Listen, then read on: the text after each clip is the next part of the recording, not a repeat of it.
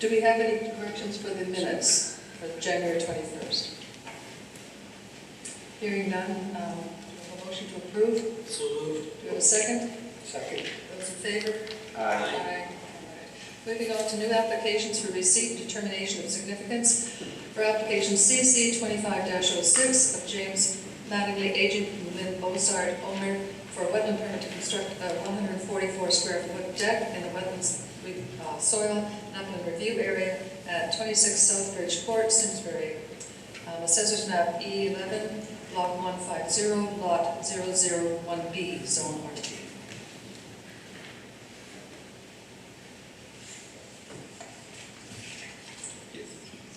Thank you, Madam Chair. And for members of the Commission, just when you are speaking, just move those microphones as close to your mouth as possible. Thanks. So I'm just going to frame the issue, and then you'll hear from the applicant, and then you'll hear from the public. But I'm just going to show a couple maps and just remind everybody why we're here. As you said, this is Conservation Commission Inland Wetland Agency application number 25-02 for 75 Freak Pond Road. It is a public hearing. The applicant is requesting a wetlands permit associated with 52 new residential units, a new phase at the McLean Retirement and Assisted Living Facility and Community at 75 Great Pond Road. As you see from the application information, there are 2 wetland crossings as well as approximately 5 acres plus of work within your 100-foot upland review area. Next slide. So just 2 maps, and again, this is in all the application material. I'm sure the applicant will have additional maps. So this is a good slide. It shows impacts. It shows the layout, the 52 duplex, really 26 duplex units. The light green, or the green, is area of impact in your upland review area, and the 2 areas in this circle, the blue areas, are the 2 road crossings or street crossings, which are direct impact on the wetland soils. Just a little closer look at the 2 wetland impact. As you see, there's 2 road crossings as part of the infrastructure. The Commission deemed this application potentially a significant one at your January 21st meeting, and therefore that enables a public hearing process.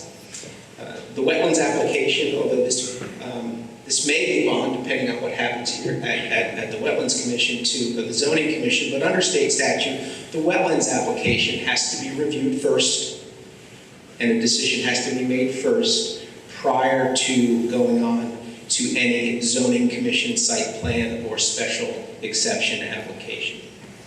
Again, the wetland permit and associated conditions as part of your review process have to deal with directly with our wetlands regulations and impacts on the wetland. Any greater environmental concerns, wildlife or habitat, those kinds of things that are not directly impacting the wetlands would have to be reviewed as part of your Conservation Commission duties, which are advisory to the Zoning Commission.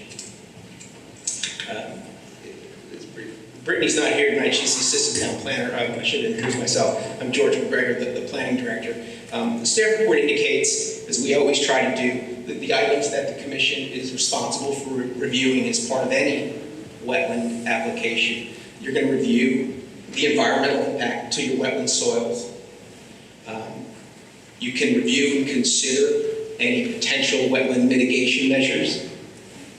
You must review whether there are feasible and prudent alternatives as part of an application like this that was deemed significant. And then, of course, you look at the short and long-term impacts on the wetlands and wetland soils.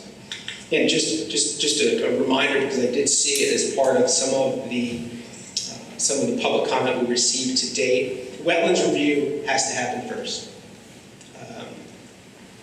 If this passes the Wetlands Commission, the Zoning Commission at a time later will review a special exception application, which requires a public hearing, as well as the site plan. This use, as defined in our zoning regulations, is defined as assisted living, congregate senior housing, and continuing care retirement. It is a permitted use by special exception in all of our residential zoning districts, including R40. So first here, and then if it survives here, then it moves on to the zoning commission. One other, before you get into the public hearing, I just want to note for the record, these letters have been provided to you in advance. We received letters from Carilla, McGinnis, Sturtevant twice, Pluta, and Grossman, and those have been provided to you in advance and are in your Dropbox files. And so I would make them part of the public record, just as I would the staff report. Thank you. Now presentation from the applicant.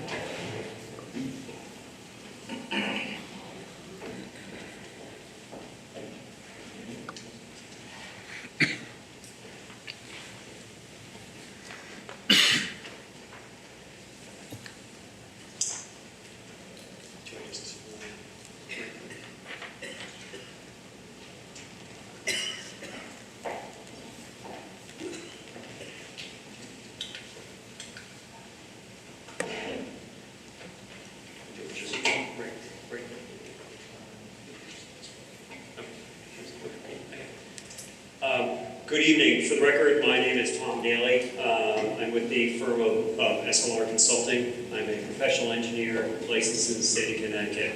We're excited to be before this commission to present an important application for McLean.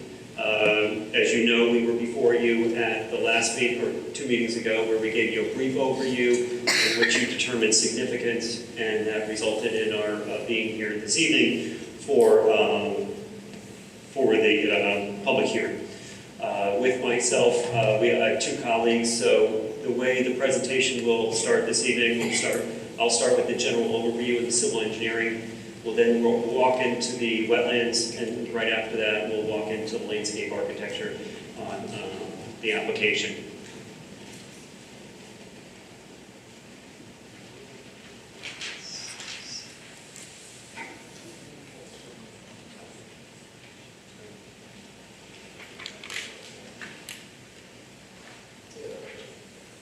Right there.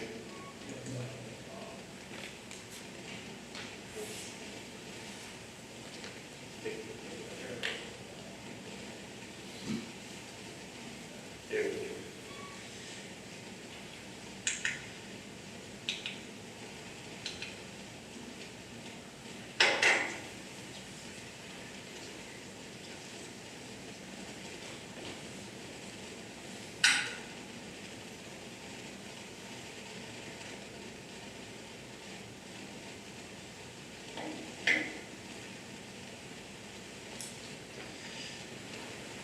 It's cut off a little bit, but so this is an orientation.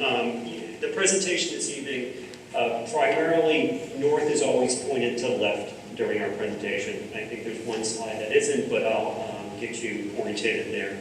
So this is a overview of the site. The yellow is the outline of the parcel, the total McLean parcel. As your planner indicated, it's about 110 acres of land. So right on this map, the top is the Hop Meadow Country Club. You'll see a cluster of buildings in the middle. The kind of the odd-shaped, triangular-shaped building is the health center building. Just to above that is the Goodrich building that was built about 3 years ago. And then the long building beyond that is the Burkholder. You can see in light green here the wetlands that are throughout the property. There's several areas of wetlands. Approximately 13 acres of the 110 acres are wetlands. Primarily, the largest portion of the wetlands are located on the northern portion of the site, out by, which is somewhat away from the proposals we're talking about this evening. And then to the, because I know the neighbors are here and they'll be speaking, to orientate you to at the far right or at the south of the site is Country Club Drive. And then off the map, which I apologize, it's cropped a little bit, but it'll be okay in the next one, or Hop Hollow.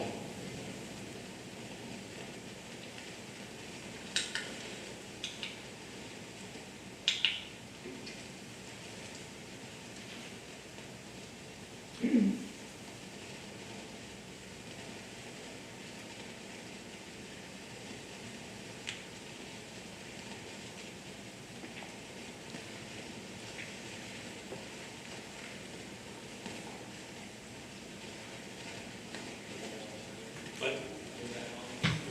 Yes. There's a lag between.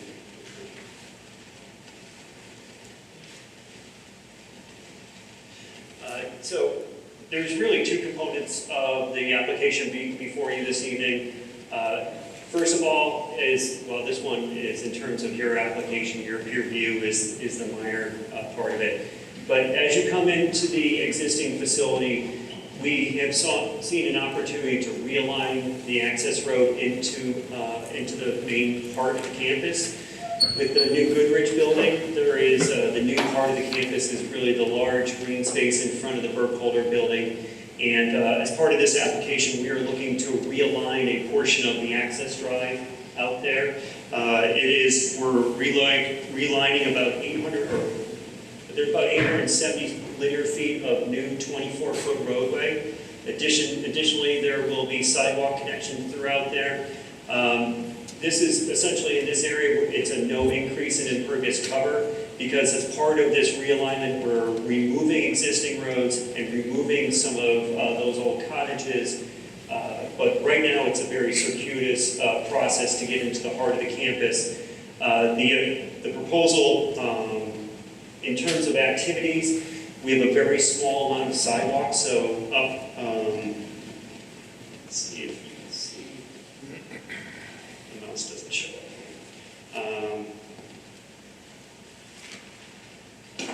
At the far end, at the top right of the plan, there is about 216 feet of new sidewalk that is in your public review area. There's no direct wetland impacts associated with this portion of the project, but it is an important part of the application we're presenting to you this evening. So there is a portion of the cottages that will remain, but there's a few that will be removed and demolished, and that's essentially where the road. But this will allow you to come directly into campus and have better access into the heart of campus. The main portion of the application we have before you this evening is, we're calling this the Meadow Homes. It's 52 new homes in 26 buildings. So every building you'll see on this plan is a duplex building. So it's a common driveway that is located in the middle, and it's a duplex building. They'll be independent, completely independent, but touching on one wall. And once again, to orientate you, at the top of the map is Hopper Country Club. At the far left, you'll see the existing large buildings that are located on the McLean campus and on the south. One other thing to orientate you is down in the far right corner of so actually at the far right is Hop Brook. So Hop Brook just touches the corner of the property as it goes from north to south. So as this gives you a little more orientation. So we have number one is, this is a key map. So number one is our main access drive. As part of this application, we have 3,400 feet of new roadway. It will be a 24-foot road with a 5-foot pedestrian sidewalk on one side. And it's a loop road, which has, and then we also have an emergency and a secondary egress, so that's noted as number 2 on this image. That's approximately 1,200 feet. It'll be 20 foot wide, and that will be used for a second means of egress for emergency and also service vehicles. But it will be limited to just service vehicles and emergency access. Number 3 and 4 are the 2 wetland crossings that your town plan referred to. Those are the only two locations where we have direct wetland impacts. We've located these crossings at the narrowest location of the wetlands. You can see they flare out in areas. So from a feasible improved alternative, we felt we picked an appropriate location and where they were very narrow. Even if you go out there in the field, you can see that there's an existing farm road that's crossing at one of the existing crossings, at one of the proposed crossings. We do have, in this portion of campus, there is 2 existing stormwater basins. One is for the Burkholder, and we're doing a slight modification to that. When the road comes by, we're going to put a retaining wall and eat into that a little bit. And then we have, I was just wondering, is there any way you can highlight what you're speaking to? yeah, it's a little hard when it's so far away, but The colors are kind of hard to read. it doesn't reach. Oh, okay. Or, well, it won't see it, I'm sorry. Okay. Oh, can you see the cursor? Can you see the cursor? To the chair? Way up there? Oh, they're different displays. Oh. Yeah, I guess Mike's gonna be the... And I think it looks like the commission's mostly focused on this one. You can't see that.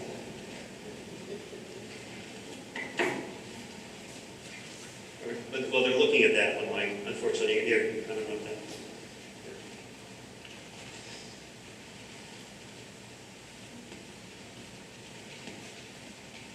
Or maybe just have a point. So, we'll do this together.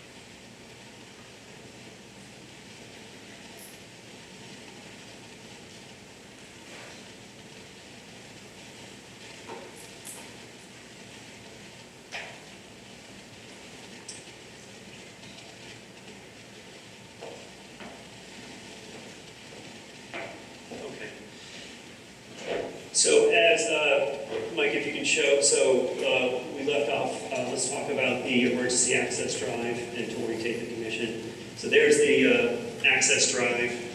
I'll see if I can get some mouse for the neighbors there. That's the emergency service drive. It's 20 foot wide, approximately 1,200 feet, that connects the proposed roadway network directly to the main loop around campus for a secondary means of egress into the property. As I said, we have number 3 and 4, which are the 2 wetland crossings there, and we'll get into more detail. We'll actually have some wells when we get into that. Number 5 is, as I indicated, there's an existing stormwater basin, 2 existing stormwater basins. One was built with the Burkholder, so it's been there for quite some time. And then also when the Goodrich, the Goodrich was built, an additional detention basin was built at the far left of the building, or far left of the plan, right there, correct.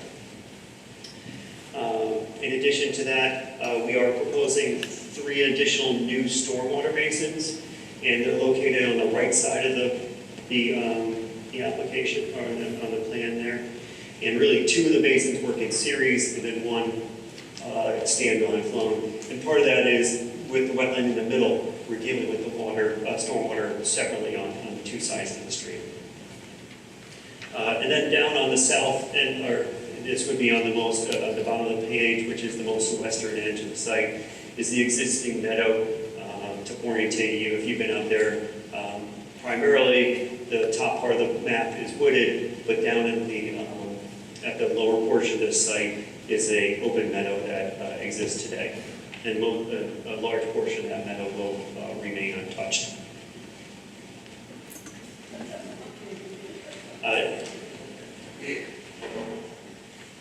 Next slide, Joe. You have to click, oh, no, you're clicking, sorry. No. This is a map to show you really the regulated activities, which, and it's in your packet, these are the regulated activities that were before you this evening. And the light green are upland review area activities that are located throughout the rear portion of the site. In addition to that, we have two of those two blue areas are the direct wetland impacts, as your planner described in his presentation. Both of those direct wetland impacts are primarily and only associated with the crossing of the roadway with culverts. We have no other direct impacts associated with the wetlands, and also we don't have any direct wetland impacts or any direct wetlands or any upland review activities associated with the riparian buffer and the upland review area of Hop Brook. Our closest activity to the wetland associated with Hop Brook is over 200 feet away. So the regulated activities that are being presented to you this evening are primarily and only associated with the on-site wetlands. The next slide is, we understand that stormwater is a very important aspect of this application, not only to the town and to this commission, but also to the neighbors. So we put together a very detailed drainage analysis of this application, and that's included in your packet. The application will include the storm drainage system will primarily be your traditional catch basin and pipe system. We do have some grass swales that are located in the back of some of the buildings, but primarily the road system is all completed with catch basins and pipes. All the catch basins will have deep sumps for sediment collection, and then prior to the discharge of any to the stormwater basins, each system will go through a water quality chamber to provide additional polishing of that stormwater before it gets to the basin. The basins themselves are designed for the 2 through the 100-year storm event using the new NOAA data, which is, and that NOAA data is specifically published for this particular site. So there's a tool online where you go and you actually put your actual site, and it populates the rainfall data that we need to be using for the state of Connecticut regulations. These stormwater basins are designed for both water quality and quantity. Last year, the state of Connecticut revised their stormwater manual, and they increased the water quality volume that is required, so it's about 30% more than it was a year or two ago. It requires that approximately 1.3 inches of runoff need to be retained, and that's your water quality volume on site.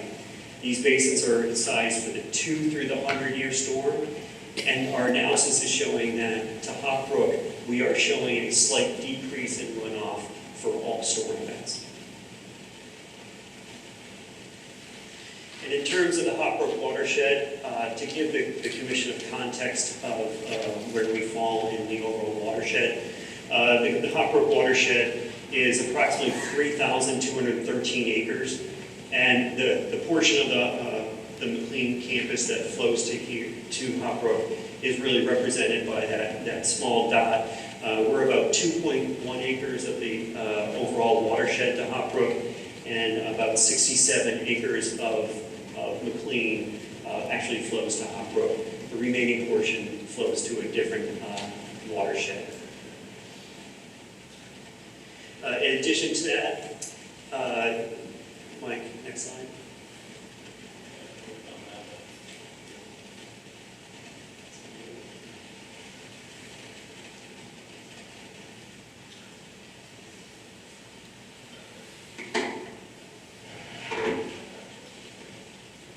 There it goes.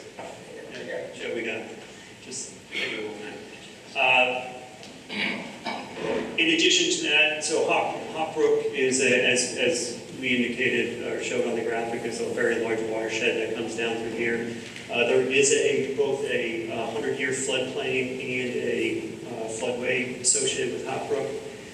You can see on the left-hand side of the property, that's the FEMA floodplain. It's a fairly narrow floodplain associated with Hop Brook. It just comes on our property just at the far edge of the site there. but to get that still orientated. So this is the one map that north is pointing straight up and not to the left. But that is a copy of the town GIS and the FEMA mapping for the area.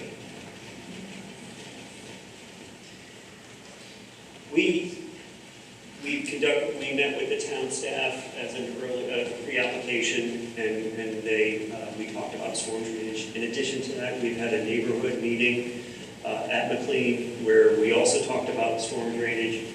We understand the location of this site and the adjacent neighborhoods required a very robust and a detailed analysis of stormwater management, and that was completed. And we took a look at not only where we are, but where the context of the two adjacent neighborhoods. And we understand that the adjacent neighborhoods are very, very interested in knowing what the impact of this project would be on their properties. This is a graphic that shows the existing watershed, and you'll see directional aerials on this map. And what happens on this map is showing that most of the McLean site, the vast majority of the McLean watershed stays on the McLean watershed, on the land. Very little goes off into the adjacent neighborhoods. If you can see on the bottom of the map is Hop Hollow. That dark line is actually the watershed divide. And Hop Hollow, actually, that neighborhood is actually at a high point, and that the water in that area is actually flowing towards the meadow, and we are not flowing towards that. The one area that does flow towards the adjacent neighborhood, which is noted as WS 42, and that's Country Club up in the far right. You can see that triangular area. That is an area that is flowing to the south and going towards Country Club, but we did delineate that as a separate watershed. But primarily all the site, which is shown as WS 40, that's watershed 40, is flowing to our on-site wetlands and down directly into Hop Brook. The next slide is once again a blow-up. So we conducted a survey for our property or topo, and then for the Hop Hollow neighborhood, we were utilizing the town's GIS system to superimpose that. And as you can see, with the directional areas, the back of Hop Hollow, those properties all flow towards Hop Brook into the floodplain to the rear, and the front of those properties flows onto the McLean property and essentially into the meadow. And you can see the arrows going basically left to right. That meadow is essentially draining down towards Hop Brook and the on-site wetlands. But based upon that previous graphic, there's no portion of McLean property that is draining onto the Hop Hollow neighborhood. This is a superimposed location, same exact graphic that we presented to you before in the existing conditions. But as we do our analysis, so the first thing we do is we look at existing conditions. We understand how much water is flowing off this site, in particular in certain areas, and the watersheds are basically dividing the site into those particular areas. We look at existing conditions, we model that, we find the baseline is what the water is flowing off site. And then we have to drop in the proposed conditions, change the land cover as we go from woods to lawn, or woods to meadow, or woods to pavement and buildings. That gets put into the model, and we do redo the model. To mitigate those increases in runoff, that's where the stormwater management system comes into play. And those stormwater management systems basically meter the flow out of those basins at a rate no greater than what is under existing conditions. So once again, these are directional areas, so we overlaid this into the property and then looked at the watersheds once again. So now this is the same graphic you saw before, the Hop Hollow neighborhood, and you can see the watershed. We're taking our water to our stormwater basins and taking it away from the meadow. And we're staying out of the meadow portion of it that naturally drains the flow off of Hop Hollow to not intercept that water. and that will continue on as it does today. In the end, our analysis has shown that we are showing a net decrease in all peak runoff rates for the 2 through the 100-year storm to Hawk Brook. Those decreases, once again, it's the decreases from our existing conditions to our proposed conditions. And we're achieving that by oversizing those stormwater basins and metering those out at a lower rate. But we're showing a decrease off-site to our final discharge point at Hawk Brook, and those discharges decrease anywhere from 4.5% to 11%, depending on the storm event.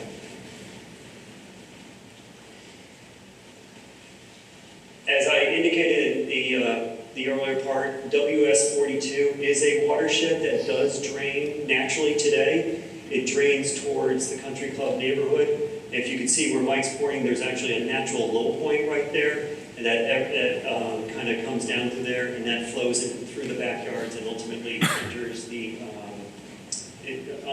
roadway system. But we did break that out as a separate analysis point because it was going off-site in a different location. The next slide, so what we, this is a plan where we're superimposing the new proposed. And what happens is, under existing conditions, it's about 5.66 acres that flow towards that neighborhood. Under proposed conditions, we're reducing that area to 3.8 acres. And the way we're doing that is at the end of the last unit there, we're putting a yard drain system in with small or drainage inlets, and we're capturing that, and we're dragging that, and we're bringing that into our storm drainage system on there. So with the reduction, so there's no developed portion of the property that is going to be draining towards that neighborhood, and by reducing the watershed that's going there, there's a net reduction in flow to that neighborhood.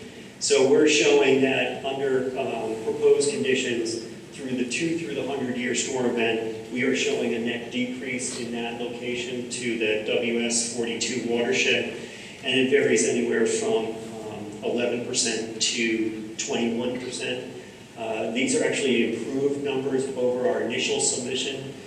We did receive your town engineer's comments, we worked through those, and then we saw an opportunity to add basically one more catch basin behind the unit, and we were able to reduce the flow even more and capture that water.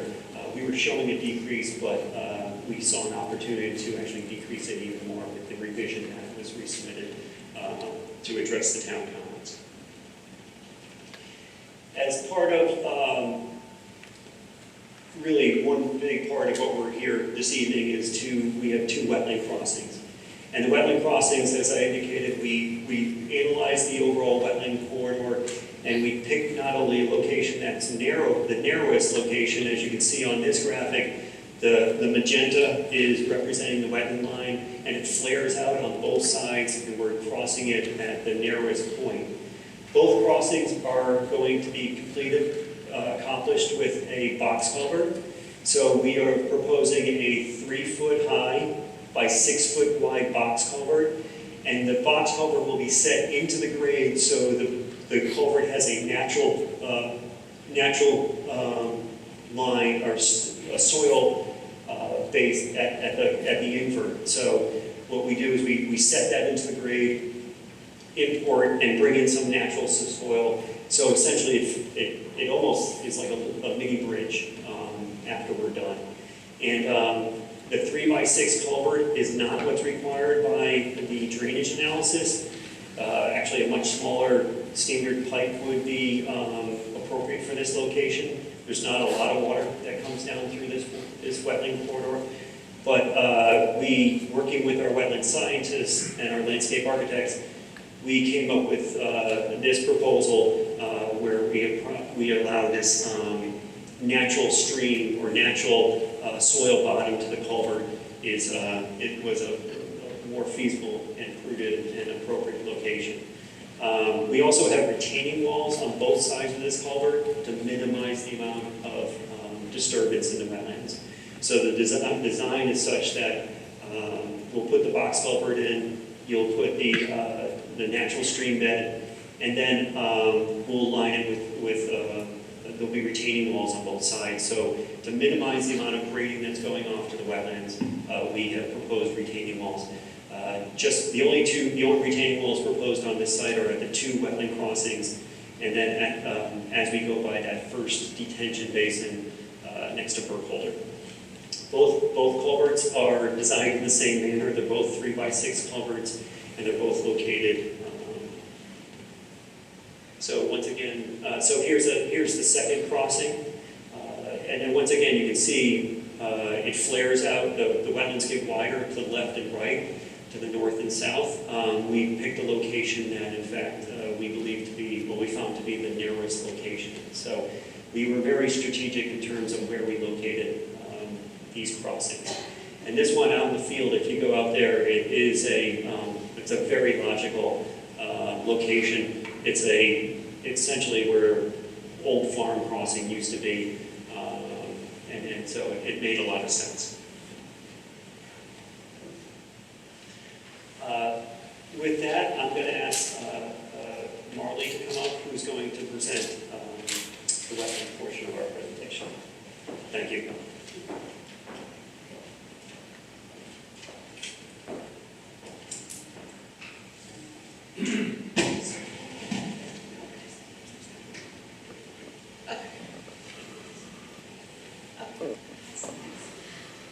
All right. Good evening, everyone. For the record, Marley Antle. I am an associate environmental scientist with SLR, as well as a wetland professional in training. My involvement with this project has included on-site investigation of the wetland areas in the vicinity of the project area, as well as collaborating with the design team to ensure that the existing characteristics and function of the wetlands is maintained and protected throughout the project design. So now that we have a really good overview of the project activities from Tom, I'm just going to dive into some more detail about the wetlands on site. So as has already been mentioned by others, there's about 13 acres of wetlands on the property, but this application is concerned with these 3 smaller features that are in the south of the parcel.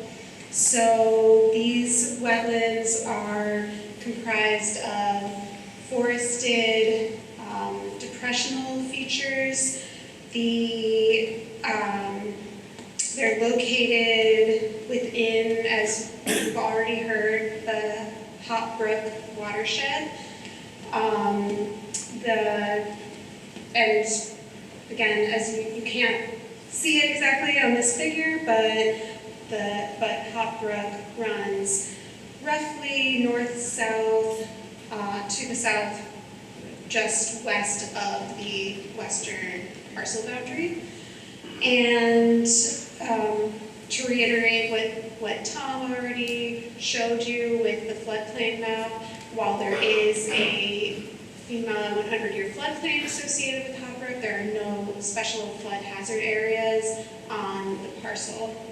So to give you a little more detail to these wetlands, so the 2 smaller wetlands that are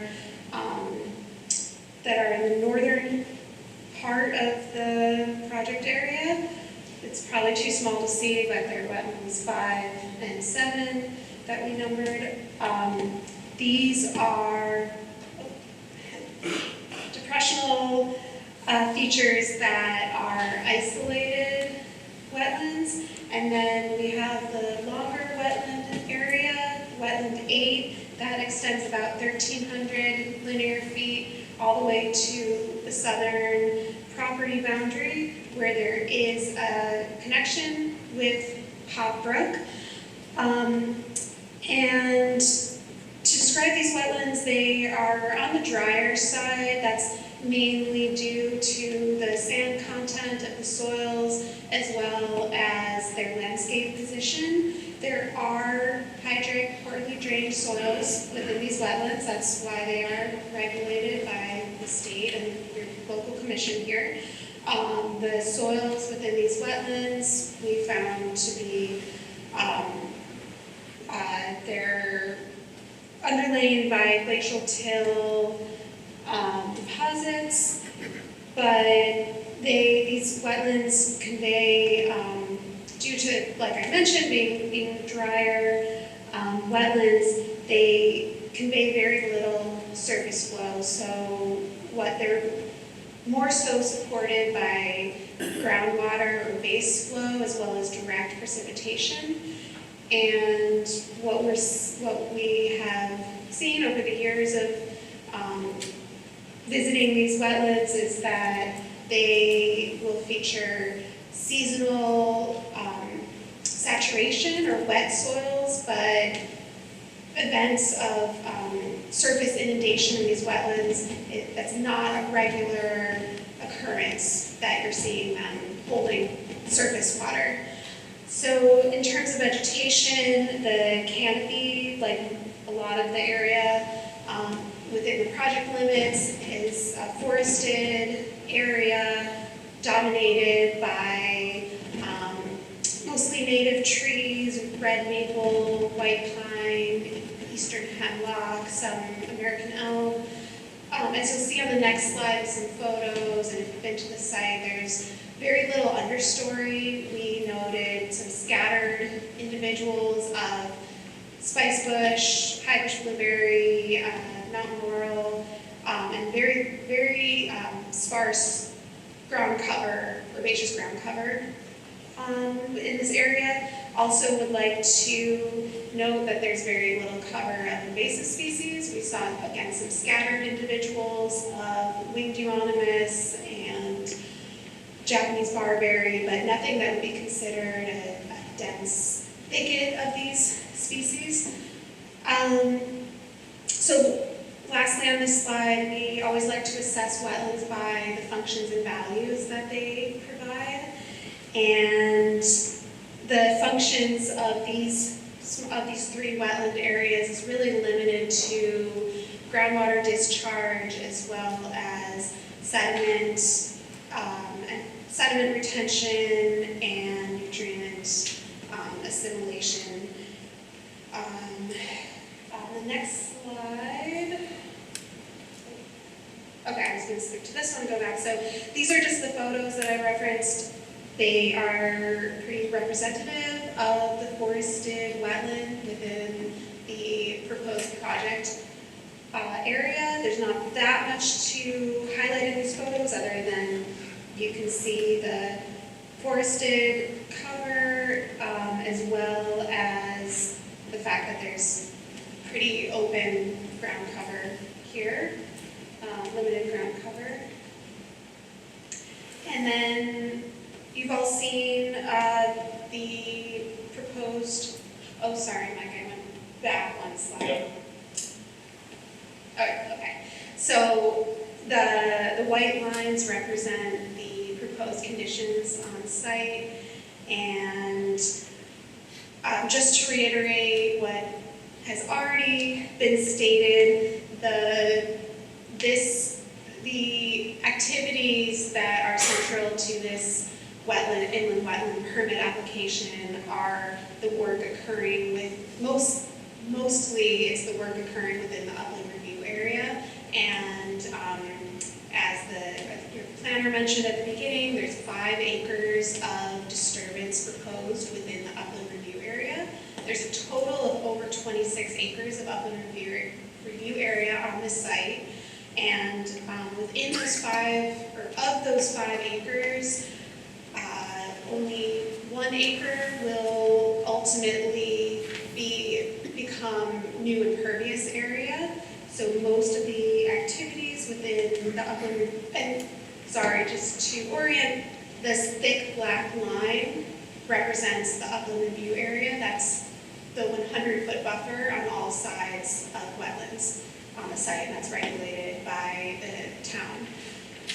So the proposed activities within that buffer consist of portions of the access road as well as the emergency road.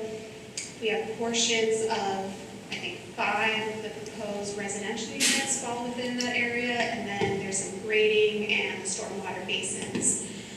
And I would just like to draw your attention to the fact that, as you can see, this plan has been developed mindfully of maintaining the upland review areas, limiting impact within the upland review areas, and maintaining the forested buffer to a large extent. Obviously, with the exception of these 2 direct wetland impacts that we have to wetland 8, that's that long linear wetland feature. So these, so that again is proposing, so the applicant is seeking permission for 6,600 square feet of direct wetland impact. That's about 0.15 acres of direct wetland impact from those 2 culverts that Tom just described to you. And as he said, they're pretty open box culverts. They've been over-designed to ensure that any flow from typical storm events can be conveyed through that wetland channel.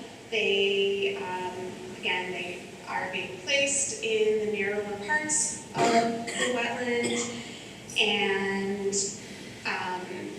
there's, like I said, spanning the width of whatever ephemeral channel. There's not an intermittent water course through this wetland feature. There's just not flowing or standing water for a long enough period of the year to be delineated as such. So, but again, the culverts will span what we measured in the field to be the limit of when there is ephemeral flow directed through the wetland. There's also wildlife protection features included, and the bottom of each culvert there will be embedded in natural material, as Tom already mentioned. The last thing that I'd like to touch on before I turn it over to our landscape architect, Mike, is the mitigation that we're providing to mitigate for the direct wetland impact. So, yeah. We're providing 0.4 acres of native wetland plantings, as you can, as shown on the screen here. That's for buffering the proposed road crossings at each location. There's going to be a diversity of native trees, shrubs, and herbaceous plants that Mike will go into more detail about. But the purpose of this mitigation is to really enhance and bolster the natural ecosystem here.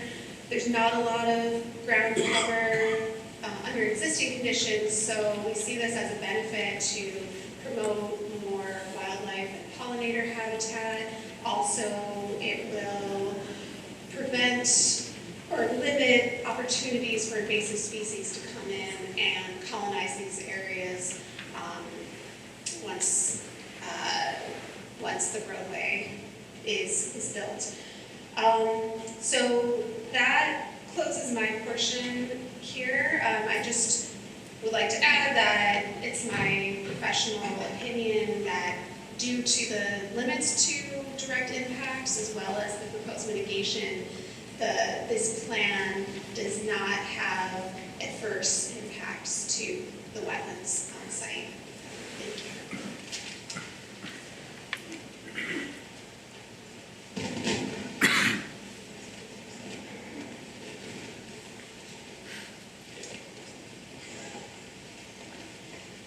All right, thank you, Marley.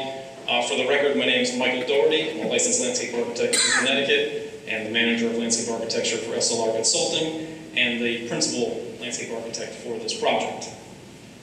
So as Marley was describing the mitigation features for these wetland crossings, I just want to go into a little bit more detail and then dovetail that into a discussion about the overall landscape vision for the project itself. The wetland crossings and the treatments that we're proposing for them are a microcosm of what we'd like to achieve for this Meadow Homes landscape for the overall campus that we will be touching with this project. So the bookend kind of green colors that you see on screen, I know it's probably difficult to see the detail of these, but what it basically is depicting is a variety of sizes of plants, types of plants, and locations of plants, so that we're getting a much more rich kind of tapestry or mosaic within the landscape here. As Marley described before, the existing conditions out there are a pretty heavy overstory from the trees and a very light, thin understory, and pretty much a non-existent ground cover other than the leaf litter that's there. So while we work towards mitigating the construction and the grading within the wetland itself for the road crossings, the landscape features that we'll be putting back will be a multi-layered approach. So we will work from the ground, for our ground covers, all the way up to tree canopy plantings. And that will be a variety of plantings, if this will work from here. Probably should have gave it to you, Tony. So I think the cross-section here shows it a little bit better to give you a better understanding of what we'll be doing. And really the approach, again, is to create this multi-layered effect for each of the wetland crossings. And this is on both sides, so it's, again, bookend. But what we'll be looking to do is to achieve this quick covering or quick installation of biomass is working with trees that are 3 to 3.5 inch calibers, 8 to 10 feet, for multi-stem trees, all the way down to whips, which are, maybe a 2 foot tall, pencil or finger thick tree that's in a quarter or 1 gallon container. The reason for that is we want a variety of ages and we want a density of plantings, and you can't really achieve that by planting mature or semi-mature trees. They're just not capable to get that tight of a planting installed. So by creating a layered approach with various sizes and various age plants, we'll be able to get a much more dense planting right from the beginning.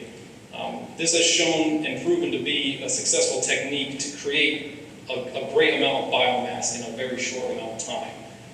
And as I said, we'll be working with everything from the ground plane all the way up to the canopy trees. Along the ground itself, we will have proposed ferns, sedges, things such as blue vervain, echinacea, so other meadow-type species and wet meadow-type species. And those will start from the culvert crossings themselves, move up the slopes from the channel, and then continue up the hillsides and the sloped areas on either side of the culvert crossings to really start to create that density and that recovery for the landscape at each of the crossings themselves. In terms of sizes, as I said, we will have a variety of the tree sizes. We will also have a variety of herbaceous material sizes, so everything from a plug to a 1 gallon container. For shrubs, we'll be also proposing various sizes from 1 gallon containers up to 5 gallon. So again, we're trying to get a richness that you can't typically achieve when you just plant one size of a species or a very small number of species. If you look at our detailed planting plan, you will see a good number of species under each category, from trees, shrubs, and perennials and herbaceous species. In areas that we have openings that aren't planted with the aforementioned plants, we'll also be overlaying seed mixtures that will utilize native species. And I should say, all the species we are talking about are native species to Connecticut. We got a lot in again.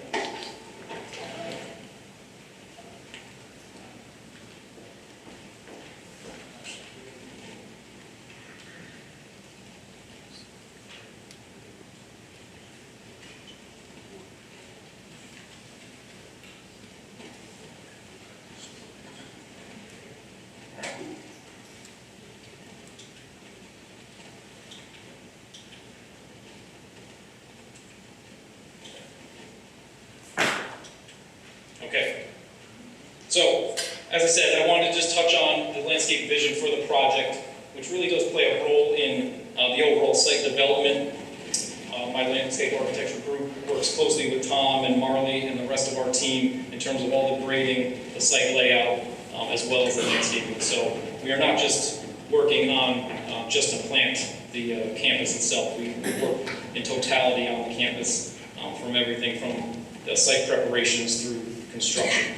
So what we see here is really an opportunity to use this disturbance on the site to establish a landscape that again complements and expands the campus that McLean has curated over the years, but also the existing natural resources and the aesthetic, and in turn, the local and regional context that we know the McLean site falls within. Typically, we always look to preserve and enhance these features. This site does have some unique topography. Also, the meadow itself is fairly unique in terms of a site such as this. And then the forest itself and the wetlands that we've already gone through always are, in some way, even if they're not the highest of quality, they are still a functioning ecological asset to the site, to the region, to the context that we were speaking in.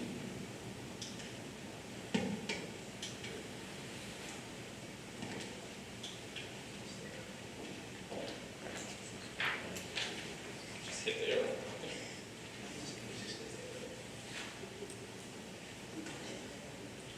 So just a real quick overview, you've heard some of these facts about the existing landscape. I mean, this is a post-agrarian landscape. It's been managed, it's been modified for decades at different times in different manners. So these are young tree species. These are not old growth forests. These are not trees that have been standing on site for very long. If you go on site, you can see them in the photos, the size of the trees. The DBHs are in general in the 12 to probably 20-inch category. You will find a few that'll be larger than that, and then you'll find a lot that will be much smaller. It is a mixed species. The white pine and the oak tend to dominate, but as Marley mentioned, there are other species, American elm being one, hemlock being another, but it's a mix of deciduous and evergreen.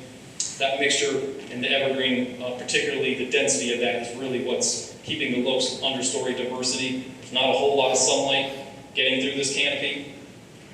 There is a good amount of standing deadwood and woody debris on the ground. The ash that was there on site has been pretty much decimated at this point.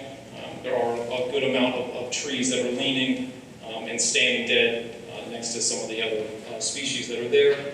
The coarse woody debris on the ground is an asset that we'd be looking to take advantage of in terms of the rot and the microbes and the animals and wildlife that actually use those. So we'll be actually looking to utilize those, which I'll touch on in one of the next slides. But also, as Marley mentioned, there are some invasive species present. We'll touch on those real quickly. And then the meadow itself, we are touching portions of it, but we do want to preserve what's there to the largest extent that we can. And then the topography itself is generally rolling. It is a very pastoral feeling. We're trying to keep as much of that. And if you look at our grading plan, it is varied. It is not a highly standardized slope throughout the whole project. It is varied throughout it. There's swales, there's high points and low points, and that's really to play back into the existing topography that's there. So real quick, the invasive species, again, this was mentioned, there isn't a huge stand of these, and these typically fall in the northern section of the property, but there are the major invaders, I would say, are the Oriental bittersweet, Japanese barberry, and burning bush. The mitigation we're looking to and control these, of course, is removing them whenever they're encountered. But particularly in undisturbed areas, we'll be looking to also remove them. We'll cut and treat stems where soil excavation isn't prudent. For the vines, we'll manually cut at the ground and then pull the vines that we can without damaging any of the trees that are standing. And then establishing the desirable species will always aid in keeping those kind of invaders down. And then monitoring, managing throughout the construction project, and as well as McLean takes care of the landscape, they will continue to manage that. So, real briefly, the landscape goals that we'd like to achieve on site, and again, the aerial image that you see, we understand that this is part of a larger context. We don't work in a vacuum. We do look at the surrounding context whenever we're in a project site, and there are corridors that connect in and around this site, and we're cognizant of that. We'll work through the design as best as we can to reconnect those, which is one of the key landscape goals that we have. We'll be looking to integrate the meadow homes themselves into the existing proposed landscape. We're not trying to create a street-lined suburban road with houses sitting individually with manicured lawns surrounding them for acres. We're looking to increase the ecological health and the performance of this landscape. So we are looking to take this opportunity, as I said, to use this disturbance to actually enhance the landscape that's there.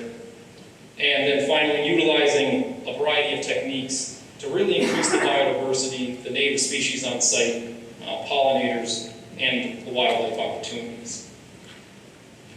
So, integrating the meadow homes into the existing and proposed landscape, we will be planting, and we'll show you in a blow-up of the site plan. We plant these little appendages of planting areas that stick out in between each of the units to try to envelop them. We're coming, in fairly close proximity to the units themselves so that we can create that kind of site that feels that the house has been sited within the wood line itself.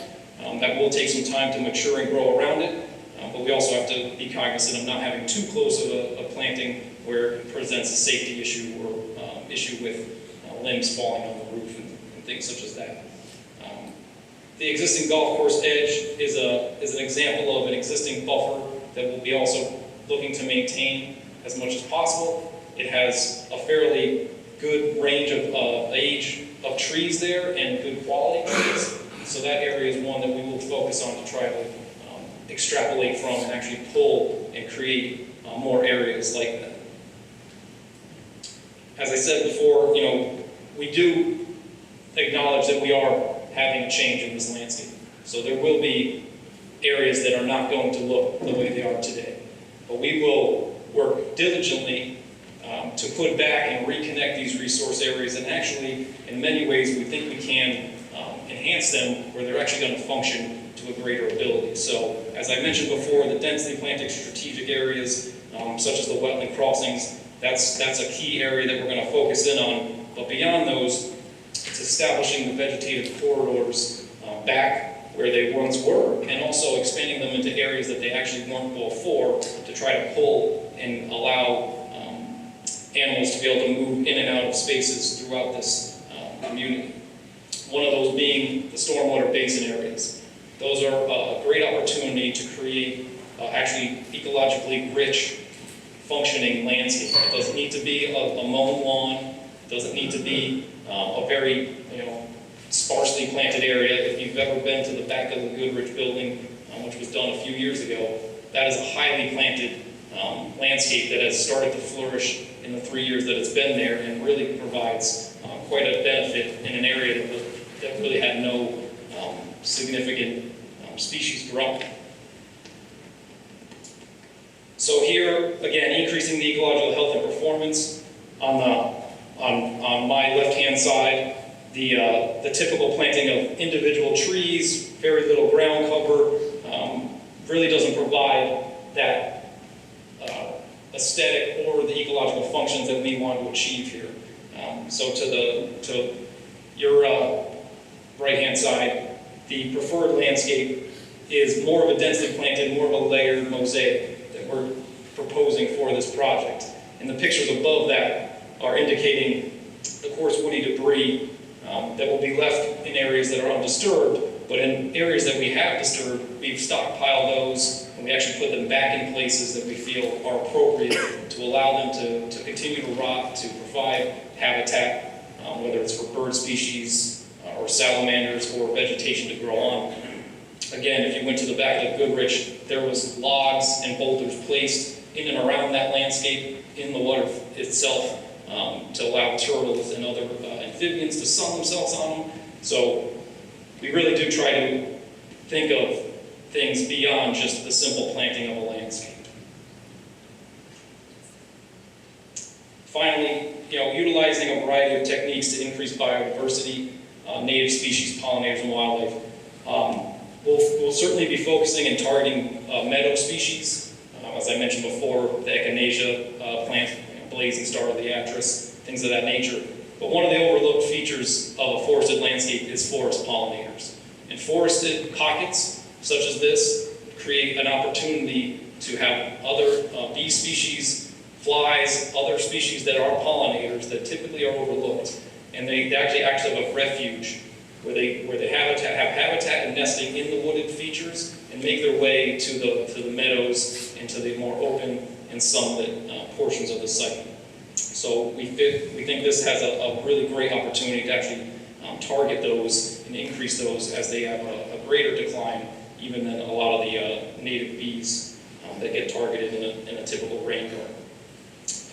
Again, layering a mosaic of plants, also thinning out the existing forest in areas that remain, again trying to get sunlight to that forest floor to reinvigorate that ground layer. And then ultimately, we need to protect the plants that we're going to be installing from deer browsing and other damages such as that. So that's kind of the final step in the process. But there's a lot that's going to have to go into the management of this site and just the establishment of them. And utilizing these techniques will allow us to get to that more diverse, more of a mosaic of a landscape and not a very simple, simplistic plan. The graphic in front of you here is really just, again, the same proposed plan that was shown earlier with some of the key points that I've talked about in terms of thinning out the existing forested pockets, reestablishing corridors, enhancing the wetlands and the stormwater basins. Wrapping up, so this enlargement indicates some of the planting areas. So we're working in sort of a planting regime. It's, again, not just we're going to do one thing, we're going to put street trees all the way down the road. We're working in and around the meadow homes themselves, so we do have unit foundation plantings along the base of the buildings themselves. That transitions to a fairly limited mown lawn area, and then quickly we're trying to transition back to the natural edge and the increased buffer zones. So as I was speaking about those coming in and out and in between each of the units, you can kind of see where the yellowish color, that's peppered with plants, symbols. That's the pulling in and the weaving of the forested canopy, the forest species, the shrubs, the new herbaceous layer. That is what's going to be planted in and around each of the units to increase the biodiversity and increase the ecological diversity that's on the site. So in closing, the landscape plan, the site plan, the civil engineering, everything is really geared towards a commitment to establishing a vibrant ecological landscape. Whether it's for the folks that are living on campus or the deer that are passing through, we really are focused on keeping in line with the values of the McLean properties, and in particular, the construction work that's been done in recent years on the senior living and care campus that we're speaking about today. Thank you.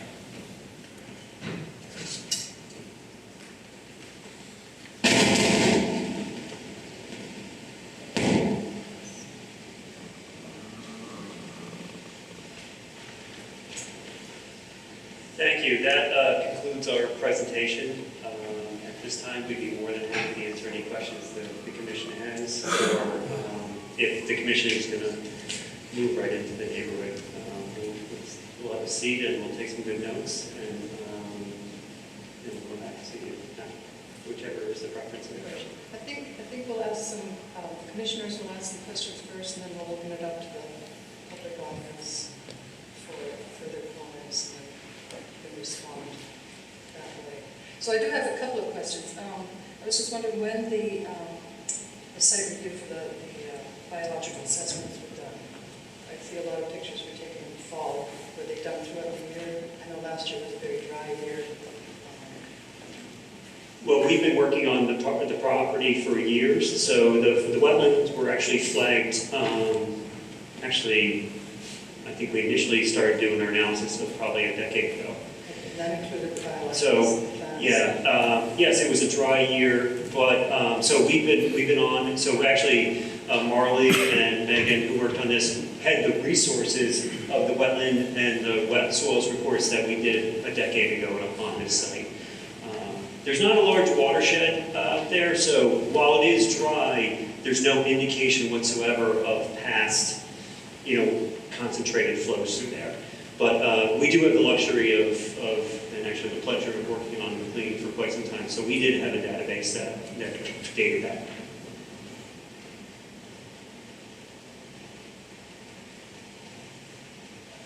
Why is there any lawn at the site? Why is there a need for lawn at this particular site? Well, we have designed it in a way to have, essentially, I would say, the bare minimum. It's just around the building to get the water to drain away from the building for drainage, but you can see from the plan it's a bare minimum. Yeah, I'm familiar with the landscape management that reclaims, the mowing, the groups that come in, and it's like, just seems rather unnecessary. No one goes onto those lawns. No one goes onto those lawns, and they're just there by default. Yeah, I was I thinking mean- ground cover might be, Yeah. a native ground cover might be better than would reduce your maintenance. That was a consideration.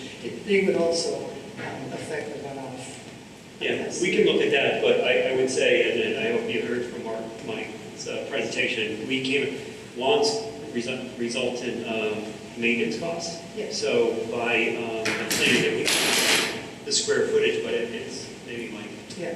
Yeah, I just wanted to chime in real quick. We do look into, or we will be looking into using a low-mow species of lawn. So, well, it is an aesthetic appeal to a lot of people to have that kind of a manicured edge around their units themselves. And again, we're just pushing it, and we're trying to push it as much as we can. And McLean and the financial side of things definitely understand the maintenance aspect of it. But we have had a lot of success in terms of the low-mow or the no-mow species. So you're not doing as much care for them. I just want you to consider that Sure. there are ground covers and things that would reduce even further. Yep. No, definitely a good idea.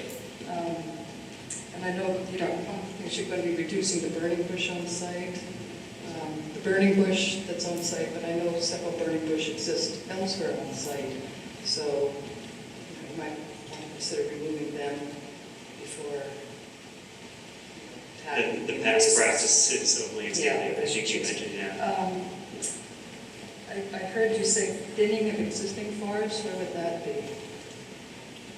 So in areas where, we're touching, like for instance, if we're going in for invasive species removal, if there's areas that we can thin out, some of the dead wood, some of the trees that maybe aren't in a good situation, whether they have a poor, crotch angles or not a good. And are these in areas not next to the houses, or?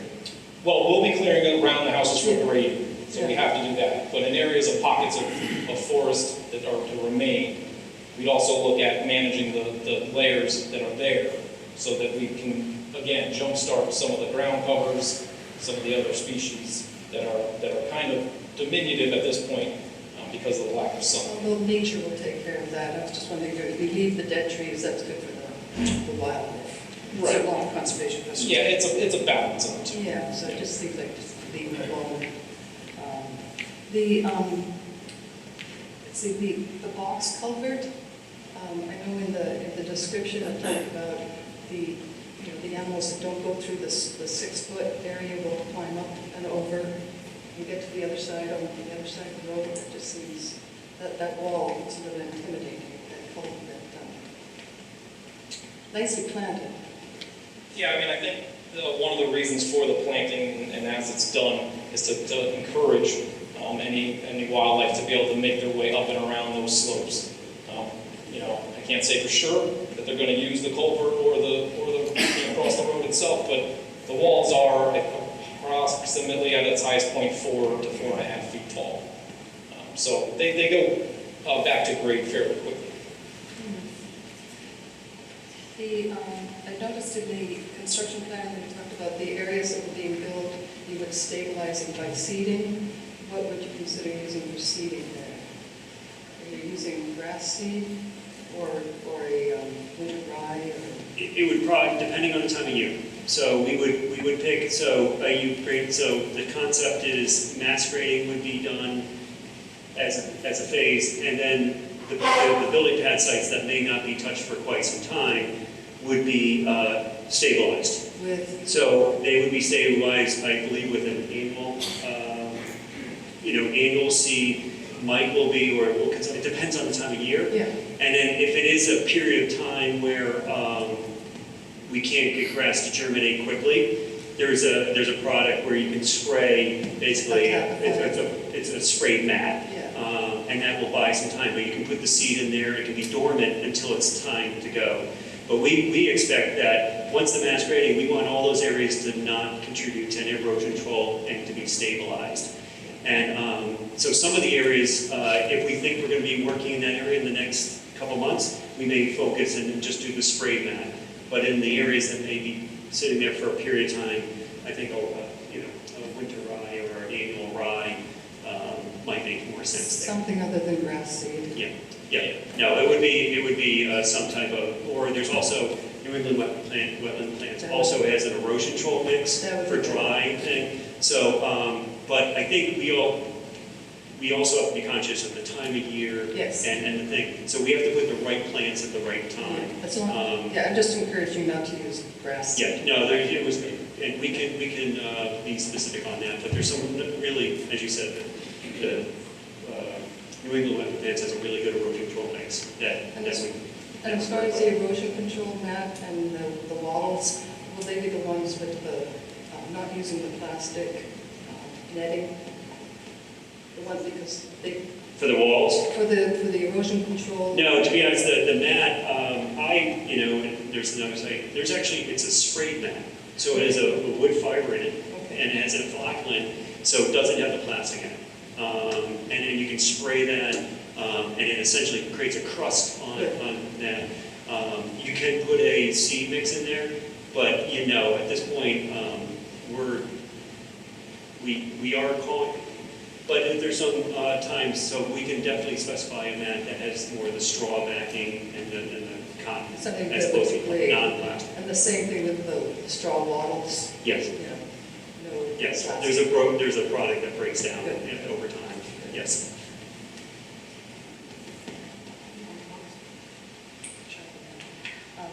Let's see,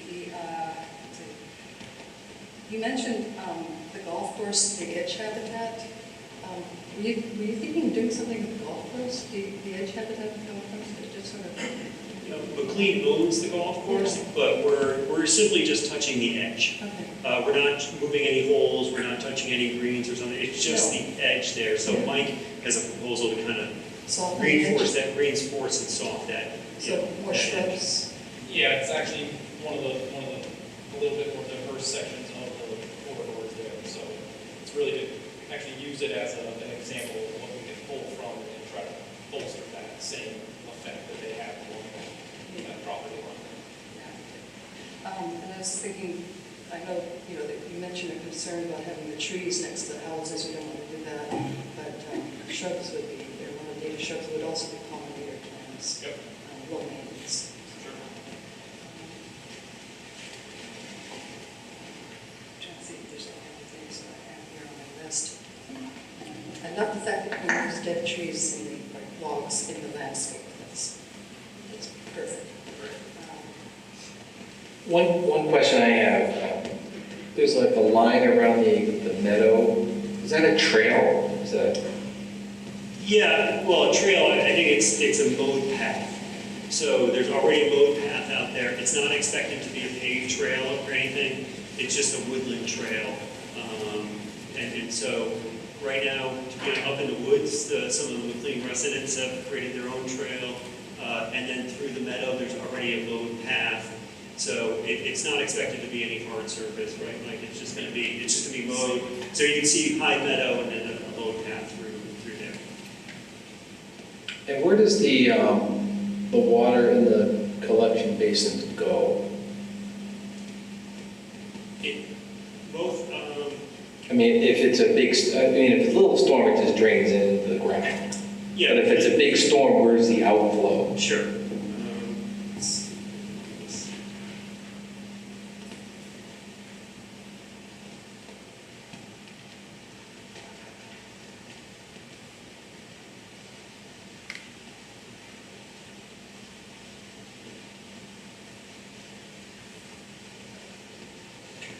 Yeah, maybe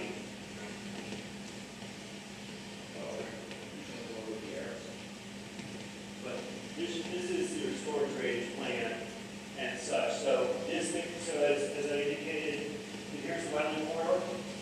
So this basin has a discharge right here, which then will go into the wetland and out to Hot Brook.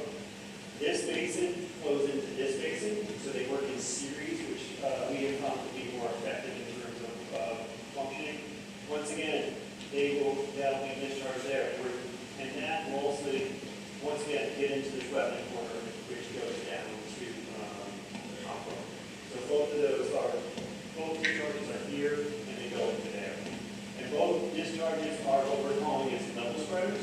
So instead of a single point discharge, they actually go into a trench, and it flows over more in like, instead of just a pipe discharge, it goes into a gravel trench and then overflows like a bathtub and goes down into the tank. So there's there riprap there? Yeah. Okay. So it's a level spreader, so it gets that water spread, instead of, normal point discharge, that water is in what, a 2 or 3 foot gap. By doing a level spreader, that water is now discharging in a 30-foot swamp, area into the landscape, and you get greater infiltration and you slow it down. Oh, the level, it's 30 feet long, wide? What happens is the pipe comes in, it's about 5 foot wide, so the water goes in, and then it's set dead level about 30 feet long, and that just spills over into the landscape. Both discharges have level spreaders. And it's really to promote infiltration and slow down the water even more than normal. Okay. Those are the only 2 discharges, no other storm drainage is discharged anywhere else on the plan.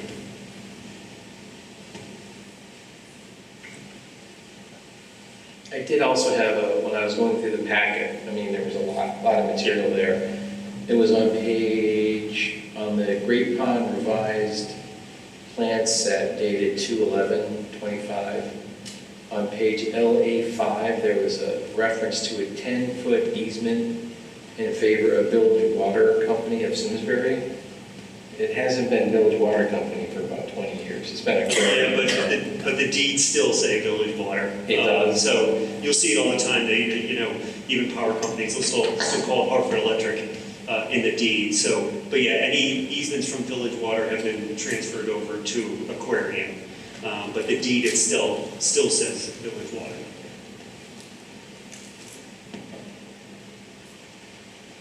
So I noticed several of the buildings are in the upland review area. Some of them, I know these are narrow wetlands and forested. How many of the units are in the upland review area? Outside. 5. Yeah, some of them like half of it is in the upland Yeah, review there's- area. I think this is a great graphic. So, maybe you can get to that.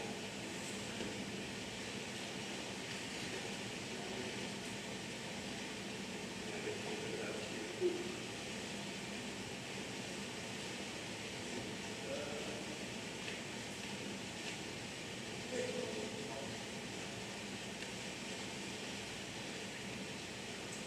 Get away. Get away.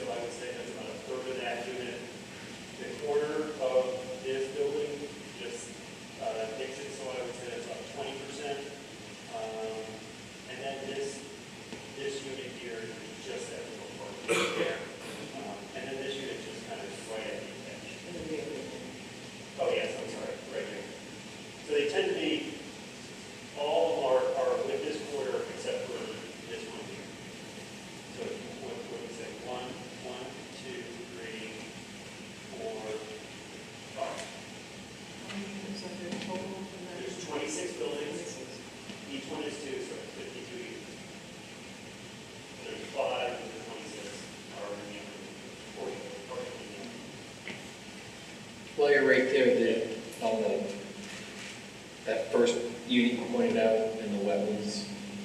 Yes, is there any standing water there, or is that very just dry all the time, or does it collect It's, seasonally? it's seasonal. It's seasonal. These are just natural low points. So Sure. as Mike said, there's a lot of rolling topography. So it rolls up, it rolls down, that's where the water collects. And then there's a high point, and then it rolls down, and that's where, I mean, the watershed from these, there's not a big watershed coming here. This is between here, and the golf course just has a little bit of a watershed. So as Molly said, it's probably seasonal. The existing bit, the pre-conditions taken. Absolutely. From a drainage standpoint, we absolutely take credit for, so when we do our hydraulic models, what we think about is the rain that falls, the underlying soils, and then the land cover. And every one of those results in, when you think about it, so, and those come into a calculation and they help us tell us. So, yes, we, in terms of wooded land, it has some of the lowest runoff coefficients. So that does go into the model. That's exactly the point of the analysis on that. But in terms of clearing related to future created wetlands, they're unrelated. But it is, as I said, it's 18.6 acres of clearing.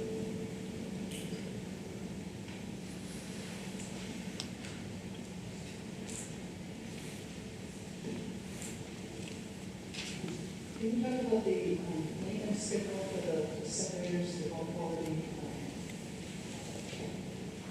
Yeah, the hydrodynamic. Hydrodynamic. So we expect stormwater system needs to be maintained. So and we have provided a what we call as a treatment train. We are never relying on a single element of stormwater for our stormwater management. It starts with the sumps and catch basins, and those are inspected, and also the soil concentrator. So twice a year, those are inspected. And it can vary. So this is a year we haven't had in a long time. A lot of sand is being put on the roads for the ice. So those type of years, you have to go out there and you have to suck out all the catch basins and everything. But other years where it's been a mild winter, there's really not much to do. So there is a stormwater management plan on the plan. So twice a year, the hydrodynamic separator will be inspected at the same time, and you'll get those sucked up. The expectation is those are looked at twice a year, so really no sediments get into the basin, and very little maintenance needs to occur there. In terms of the basins, you have to just make sure that the algae control structure is not getting clogged by leaves or and if there's any debris in there. And Mike said, there's also that invasive species management, making sure that those on that. But luckily, McLean is already versed in their maintenance. We're not proposing anything exotic on this. These are the same elements that we proposed on Goodrich, so they already have a maintenance team on board that is taking care of this. Speaking of winter conditions, salt use. The salt is often seems like it's used as a traction device for snow dumping. And it seems to be a lot of salt use on the roads. It's, I understand fall risks and the rest of the claims. Is there any guidance on how to use the salt properly at times? We can go out to consult with the McLean staff and who their provider is. Obviously, we have a age cohort that is very, very conscious of it. Yes. But the same point is Mike and his team, we have not developed this with very steep slopes. So they're very flat slopes that are going to the front door. The roadway system is very appropriate grading. So part of that we're hoping is by designing with flatter slopes and not steep topography, is there's a less need for a heavy dose of salt. But we definitely we'll get back to you. We can talk to their maintenance staff. Pretreatments for Yeah. use less. Yeah, but they do their own maintenance in-house, or they have their own maintenance crew that's already doing that, so I'll be able to get. Yeah, since we're opening up a whole new area, that's one of those things, I don't think I have to separate again. Correct. Yeah, but I think we hopefully designed it in a way to minimize the steep slopes and steep driveways. I think that's a maintenance issue. So it's maintenance, but with good design, we hope to do that. But we'll get back to you as to what the current PUAC program is. Just to be present, there's discussion of forest pockets in the landscape plan. Why? Why? Well, again, we're trying to pull from the existing forest and take that same kind of naturalized feel into the new landscape. So planting, again, layers of trees, layers of shrubs, and facial material to recreate a forest setting that can mature over time and fill in over time. I'm just thinking from a wildlife habitat point of view, it's just a lot of edge. The edge species that presumably not be in forest, or just creating a few trees. So, Well, the idea is that they grow in, so the canopies eventually will be a forested canopy. I mean, there's a lot of species that do tend to hop from island to island. There's a lot of species that do utilize edge, and obviously a full corridor is usually the most diverse. But in the setting, you know, we're pulling the landscape into and around the units as much as we can. yeah, I'm just, one of the habitats that we're missing, many of these thicket habitats. Yep. So you use the shrubs and also Yeah, so by doing these pockets and by pulling in these appendages of the landscape, we're going to create more of a thicket, more of a shrub habitat than just a tree with a ground up or a tree with a mulch bed. It's going to have that layered density to it. Again, also by using whips and plugs and a variety of other sizes, you get that thicket or that biome. around the homes. You have that Yeah. opportunity. Yeah, and we're trying to kind of pull that around and sort of kind of get developed by it. I just don't know how successful pocket folks. Any other questions from the commissioners? And I would like to open it up to the public. What? Yes. Okay, good. If you have comments, or you have, we have a mic over here, so if you'd like to come in. Madam Chair, I suggest so this is kind of free for all, one at a time, yes, sir, come on, you first, that's okay. And I would say, just, queue on deck, one or two people, behind and try to keep it moving that way.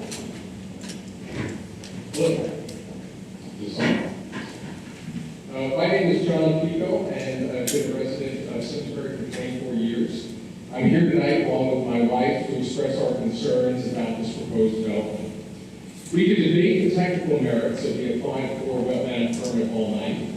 I'm not going to spend my limited speaking time diving into those details, as I know others are addressing them through written and oral comment, including how the environmental impact really needs to be evaluated through a 21st century lens, since what used to be a 100-year flood is now a more common occurrence. What I instead want to focus on in my remarks is how we as a community are apparently not going to be satisfied until we rob Simsbury of the very character that has made it such an appealing place to live, to raise a family, and to grow old. In recent years, there have been hundreds of new apartment units, condos, and homes added to our town. Developers are snatching up every parcel of land they can, to the point where now they must resort to building on wetlands that in the past would have never been considered a sensible location for new homes. The Conservation Committee is responsible for preserving the natural resources of the town of Simsbury. And while I am not naive, and I understand that in most every town, there is always an uncomfortable tension between progress and preservation, between building and barricading, what I would propose to this commission is that we presently find ourselves in jeopardy of striking the wrong balance. I encourage you to reconsider the wisdom of allowing this applicant to clear 19 acres of trees to build a high-density development on a wetland. I ask that you uphold the responsibility that you all have as members of this commission to reject unrestrained, disruptive growth and to instead preserve the character and charm of this town that we all cherish. Thank you.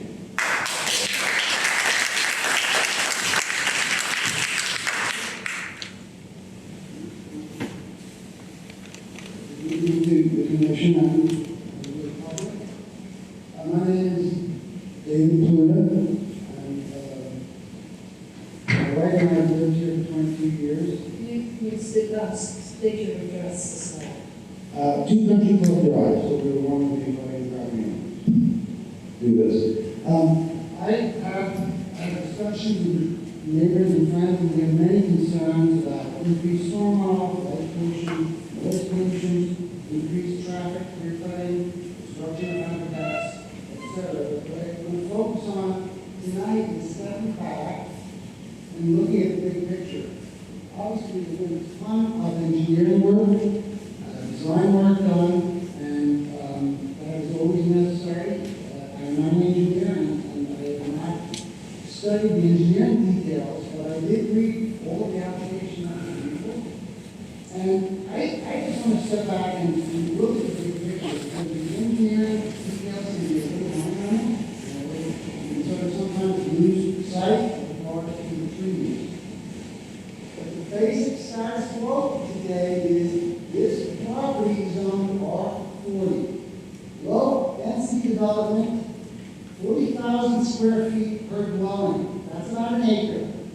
So to stick with the current zoning, you could have 9 or 10 duplexes, not 26, or 19 individual units, not 52.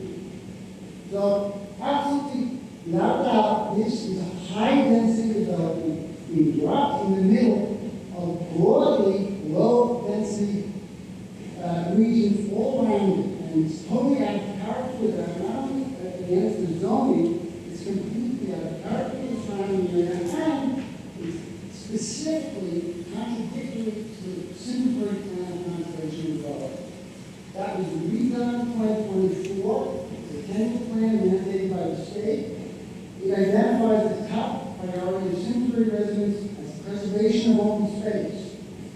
It focuses on low-impact development and ensuring that the scale and form of new development is compatible with the surrounding area. It also identifies a vision to create an open space system consisting of the eastern and western ridgelines and hillsides, from the river corridor and, quote, as many east-west connections as possible to create wildlife corridors, greenway trails, and riparian corridors. It actually includes a specific map of this open space strategy, which actually shows one of the major existing identified wildlife corridors running directly through this property. And it also happens in the city, intersect with Hopper, which is a major north-south riparian corridor. So it specifically also says that the collective of the regions greater than the individual parts. So in this slide, it shows the wetland here is a small percentage of all the Hopper watershed. This may be true, but it's misleading in terms of what is actually happening. This is a high-density development at the intersection of wildlife and riparian corridors on and around this property, which create natural abundance of wildlife diversity. And this is going to be destroyed by this high development unit. The coyotes are not going to get through. The deer are not going to get through. You can't design a way around it.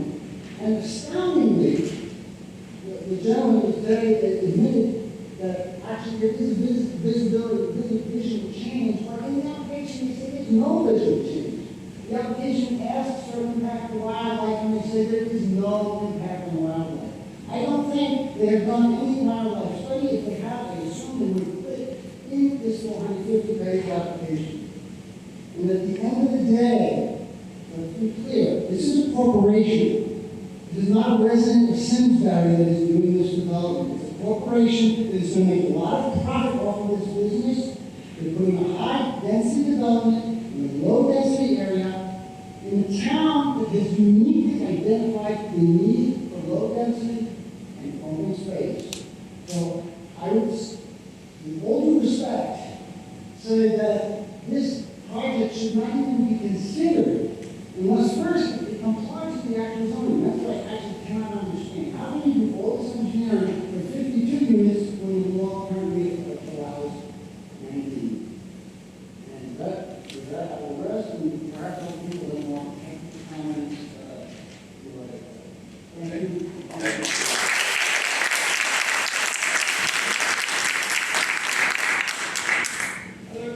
My name is Alex Rose. I live on Shady Lake, which is at the bottom of this map, or if you want to use the one with the little blue arrows, they will end up in my backyard. That's why I live.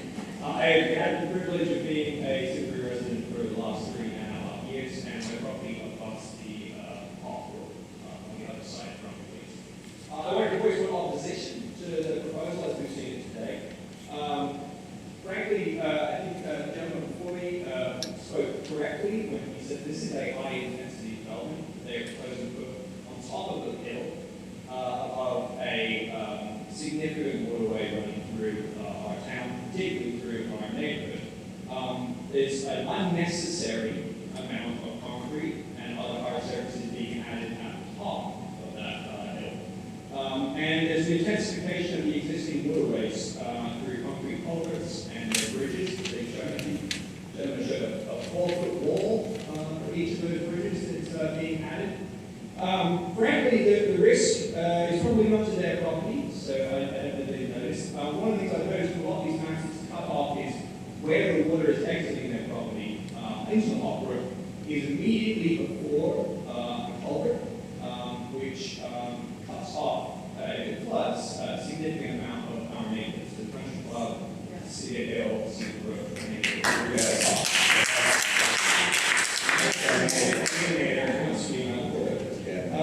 furthermore, clearly the young lady, I'm so sorry, I did not catch your name, who did the wetlands work, has not looked at this throughout the year because the amount of water in this neighborhood varies dramatically throughout the year.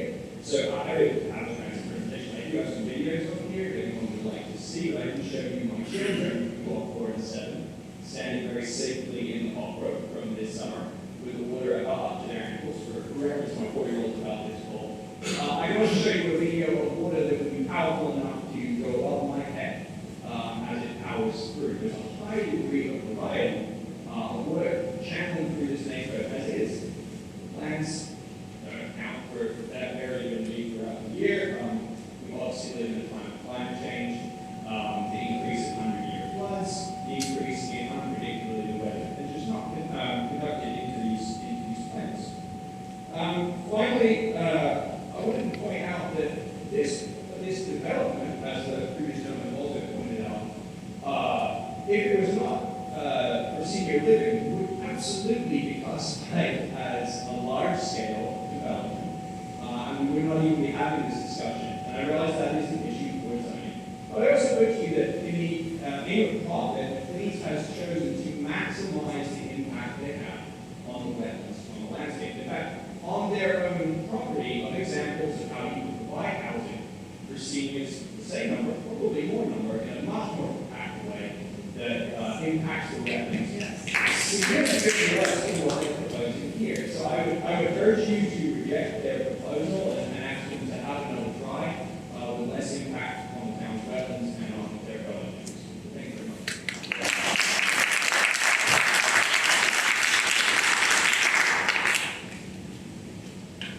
It won't take me a lot longer to make my comments than the days and stand with someone bending over the whole time. You got it? Just take the mic off. You can also just take the mic off. Yeah, I think now very writing or comment writing. My name is Kevin Gray, my wife Deborah, and my family, and I of course live in Holland Hollow. We live in work. I have a Bachelor of Science degree in Civil and Environmental Engineering. I have licenses to practice same in several states, and so recently served as the CEO of a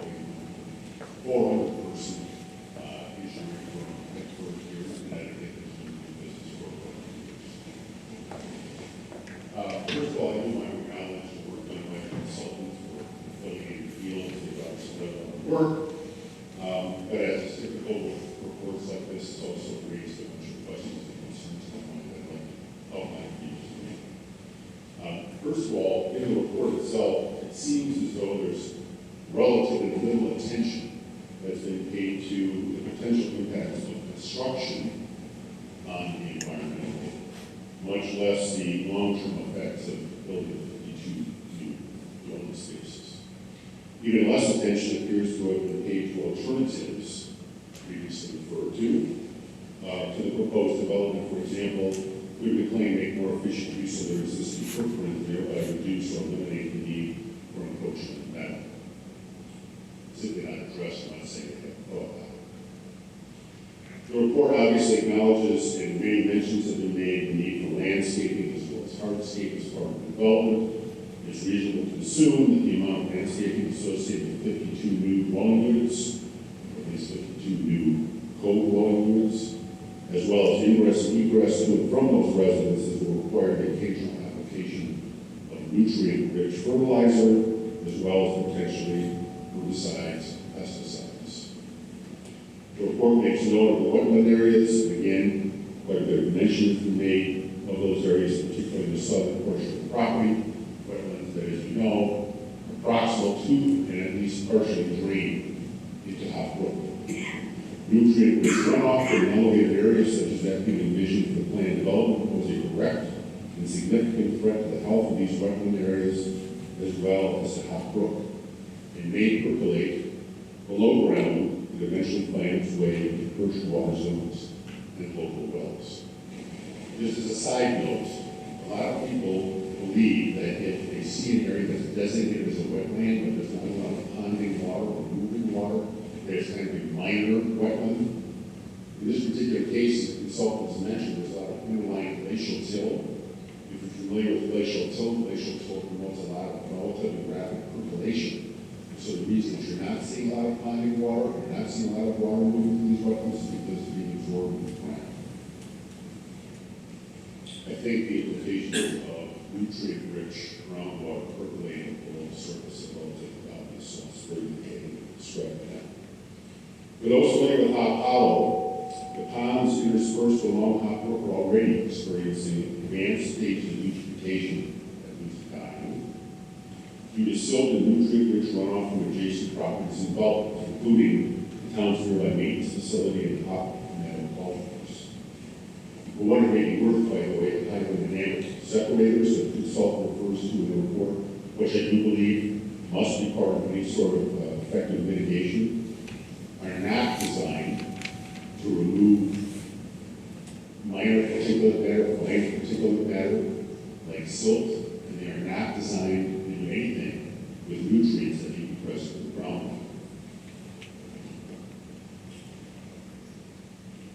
I would also like to point out that some of the current drainage basins appear to need to be inundated. It could be happening for a variety of reasons, but there's quite a bit of water that's underground those basins, and if they don't go directly into the basin, you don't have to set one as well. It also tends to soak into the ground and ultimately just move below ground. In summer, the development of 52 new homes in an elevated area adjacent to wetlands and Hop Brook are likely to make a bad situation even worse, both for local wildlife and for water quality. All of this is particularly true in an era characterized by more frequent and more violent storms as a consequence of climate change. I therefore ask the Commission, at a minimum, to require McLean to undertake additional and more detailed environmental analyses in coordination with local landowners to satisfactorily address these concerns, as well as those of my neighbors, prior to rendering any recommendation or decision, and to place the interests and the health of our local biosphere and our existing citizenry above those of corporate interests or future occupants of McLean. Thank you for your time.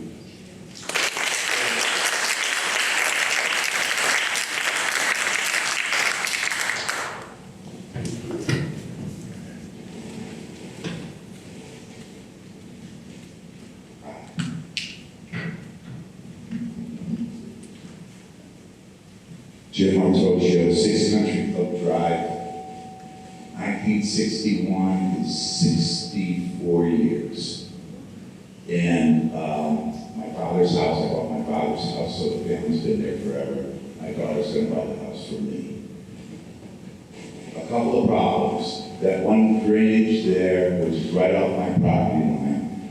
I have 4 in my basement, 4 water pumps percolating up. Thank the water comes up. It doesn't come down from hot metal, it comes up from the ground. Therefore, it's still going to come up from the ground. Nothing you can do about it. Nothing anyone can do about it. It's going to rise. And so all of a sudden it's going to go in a drainage basin and make this my house right above the drainage basin. Is it going to make it better or worse? Worse. Then it's going to flow in a hot brook, which you stated earlier, it floods. It floods, it floods. Now I'm adding more water. Don't drain it in hot, you gotta put something else. And spend a ton of money, put it to the pipe, and get the town to take it out. You can't put it into the brook. First concern. Second, there was a cornfield behind my house when I moved in for a couple of years. All those trees that you say is a young forest, thank you, because I'm young, are 60 years old now. Nobody mentioned cedar. You never mentioned cedar. It's cedar out there too, a big cedar forest. Let's chop it down. No. Thank you.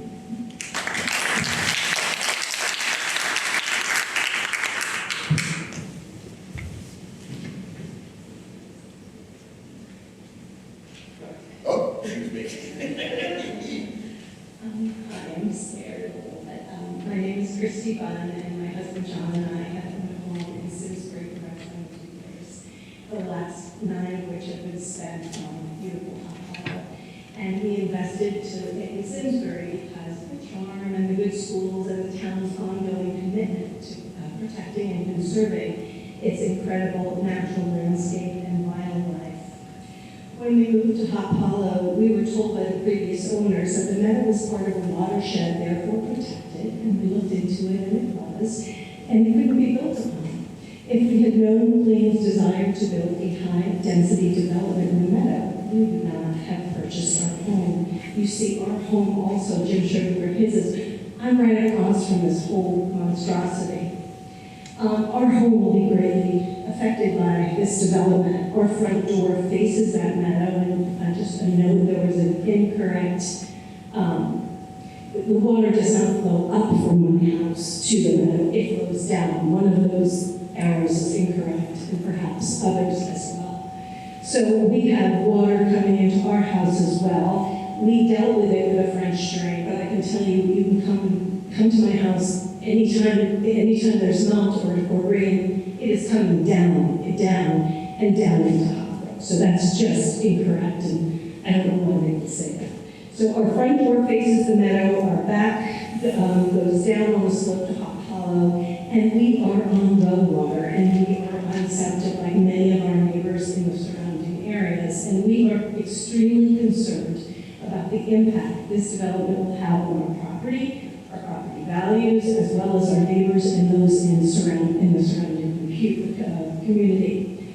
Our biggest concern has to do with water, specifically the movement of water and the safety and quality of our drinking water. We're highly concerned that clear-cutting 18.7 acres of woods, adding 2 roads, adding sidewalks, digging up the meadow, filling it with pipes, electric, and all kinds of construction necessities will negatively impact the flow of water into the watershed, Hop Brook, and through our neighborhoods. We are extremely concerned that the particles from things like pesticides, chemicals, and fertilizers, and all the like will leach from this proposed neighborhood directly into our water supply. Our second concern relates to wildlife. A wide variety of wildlife that travels through this area. It lives there, we see it, it moves through. It is an east-west corridor, and we see it every single day. We're particularly concerned that when these 18.7 acres of woods are decimated, the animals will be pushed into our other residential areas. Things like bears and coyotes that have been, coming into people's backyards more frequently over the last couple of years. concerned and very disappointed that this proposed for-profit development has veered so far from Senator McLean's vision that this health center be built for the benefit of worthy, indigent, infirm, incurable mothers, widows, and single women. And lastly, we're concerned about our larger community, the neighbors who didn't get the above letter, who were not included, who don't even know what's going on and don't even have the right to speak at this meeting. And so, in conclusion, I'm asking you to take some time. This is a really big deal for us and many neighborhoods around us and people who don't even know what is being proposed. Please take a look at this, what it means to build a for-profit development on wetlands in a residential area. And at the least, give us an opportunity to respond to some of the other inconsistencies and incorrect things that they have said today in their wonderful slideshow and everything. They gave you just what they wanted you to see. At the very least, Simsbury citizens, the taxpayer base, deserve to have an environmental impact study performed at McLean's expense. And please consider the precedent this type of development will set for the future of Simsbury. Thank you.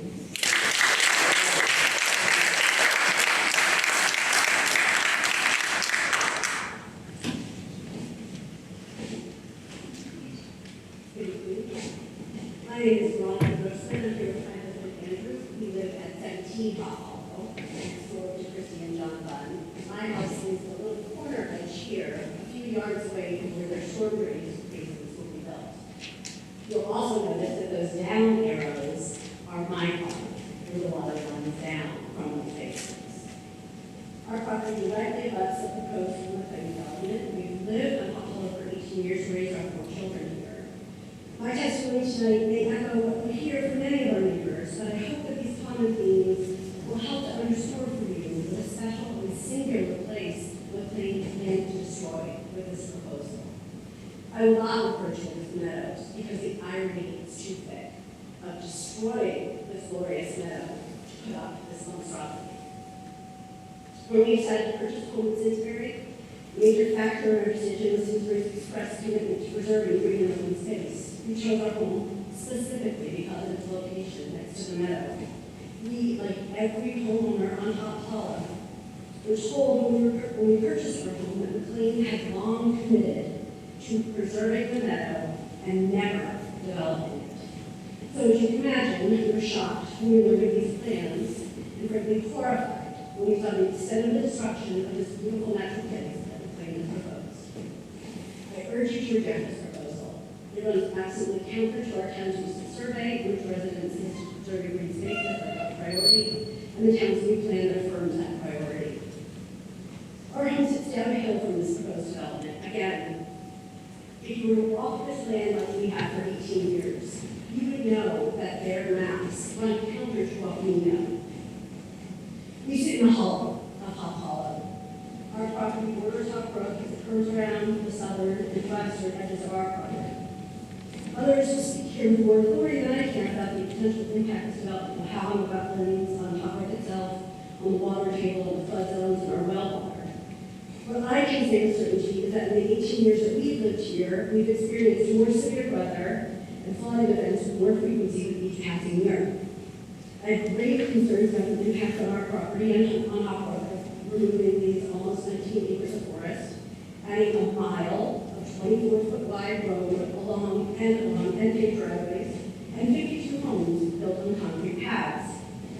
I am in no way satisfied as a homeowner that the potential impact of this development has been addressed by McLean in this proposal, and I'm frankly terrified of what the destruction of this pristine natural space could do to our home. As a resident of Simsbury, I also think about the potential adverse impact on Hop Brook, and I think that must be studied further. I know that many of you on the commission have walked this meadow. If you haven't, please consider this an invitation to join me for a walk if this snow and ice ever melt.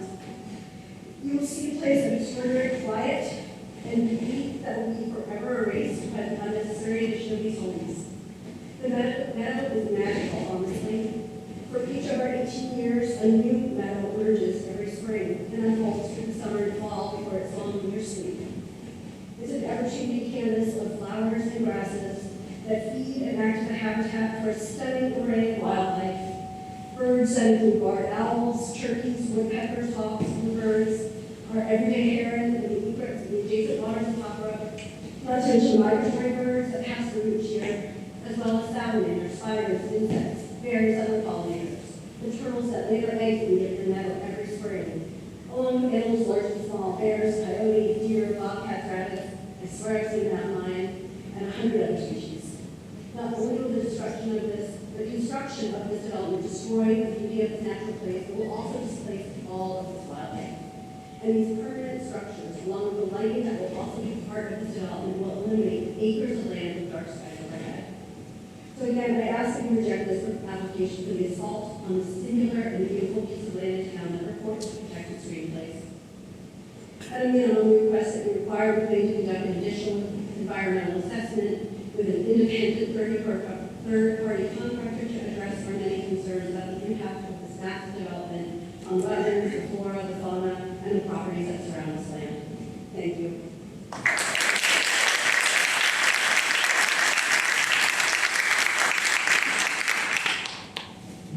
going to be very brief about this. I actually am from a part of this area that no one's talking about, which is Schoolhouse Lane. My neighbor Bill Woodman and I own 24 Schoolhouse Lane. Well, about 9 years ago. However, I have been in Simsbury for almost 49 years, despite having peaceful life. Simsbury High School. My in-laws live on Simsbury Bank Drive. My parents died from there, so I've known this field for almost 50 years. What I will tell you about this whole area of Great Pond, and I was shocked to hear the engineer talk about how dry it is. It is not dry. I cannot mow my lawn with a tractor most of the summer years. And I have a sprinkler system, we don't really use it. The ground is very wet. The environment of the whole Great Pond area is different than a lot of other areas in Simsbury. I noticed there's more snow, there's more wind that comes through. It's a little colder. I work in Bloomfield, I have a facility in Bloomfield that I own, and I can see the difference from Route 10 all the way through to this area. The other problem is of course, Eversource has a hard time getting electric power in this whole area. And why is that? There's lots of water, there's lots of trees that fall down because of soaked land and things like that, and they take down the lines. So the other thing that I wanted to add was that in my house, we can see the field directly. And by the way, I don't really have a direct view of this, so this is not a visual aspect of it, just that I know the property very well. We have bear after bear after bear in my pool. We've had bear cubs, we've had mom and dad, we had one in my garage taking out our refrigerator. We've had deer, it's constant, and the birds are amazing. The wildlife environment in this area, in my opinion, surpasses that in game record. And I've been through there 100 times over the years. So what is going to happen with this development goes beyond wetlands, of course, and I know that's your primary focus, but we're also conservation. It's going to change the ecosystem of this entire area. It's going to change, you're going to have lights, you're going to have the bears, I don't see them walking through. I see them walk through the field, they come through the field, behind my house, down through Hawbrook, and all those developments down there, that's their natural plan. Where are they going for? They're going for the water. They're following water and they're following house, right? It's actually magical, the amount of water that's in this area. And having been in Simsbury for 50 years, I've never seen water. Up on Winterset Lane, behind School. Simsbury Better Drive. This is an ecosystem between the two golf courses, which of course are really not very disruptive to wildlife. They walk through them, they have water that's on them. And this whole ecosystem is all connected. And the only thing that I want to stress upon this committee is that your decision today is permanent. I've been here 50 years. You're going to make a decision based on what? Paid for engineers. And by the way, I run an engineering firm. Paid for engineers. They were not paid to say that this can't be done. That I guarantee you. So you're going to make a decision today to progress this thing that is a permanent decision. And it seems to me that I don't understand how the state of Connecticut does this. You have an R40 zone plan that's going to be approved improved in wetlands for what? If you're gonna have to go to zoning, they're gonna have to what? Do special consideration and up it? I don't understand that whole process, I really don't. So, I obviously agree that I will, but I am concerned about this matter because this is a corporation. And by the way, for the record, I'm a staff conservative, and I like business, and I invest in businesses all the time.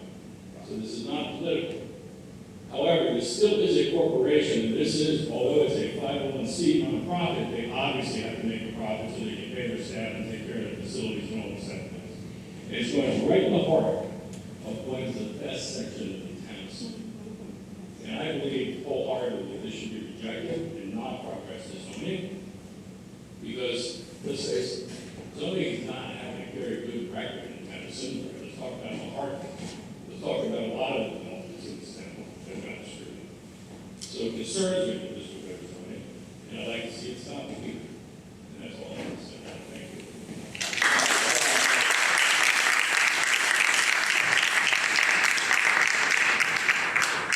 Thank you for this opportunity to address you tonight. My name is David Hickson.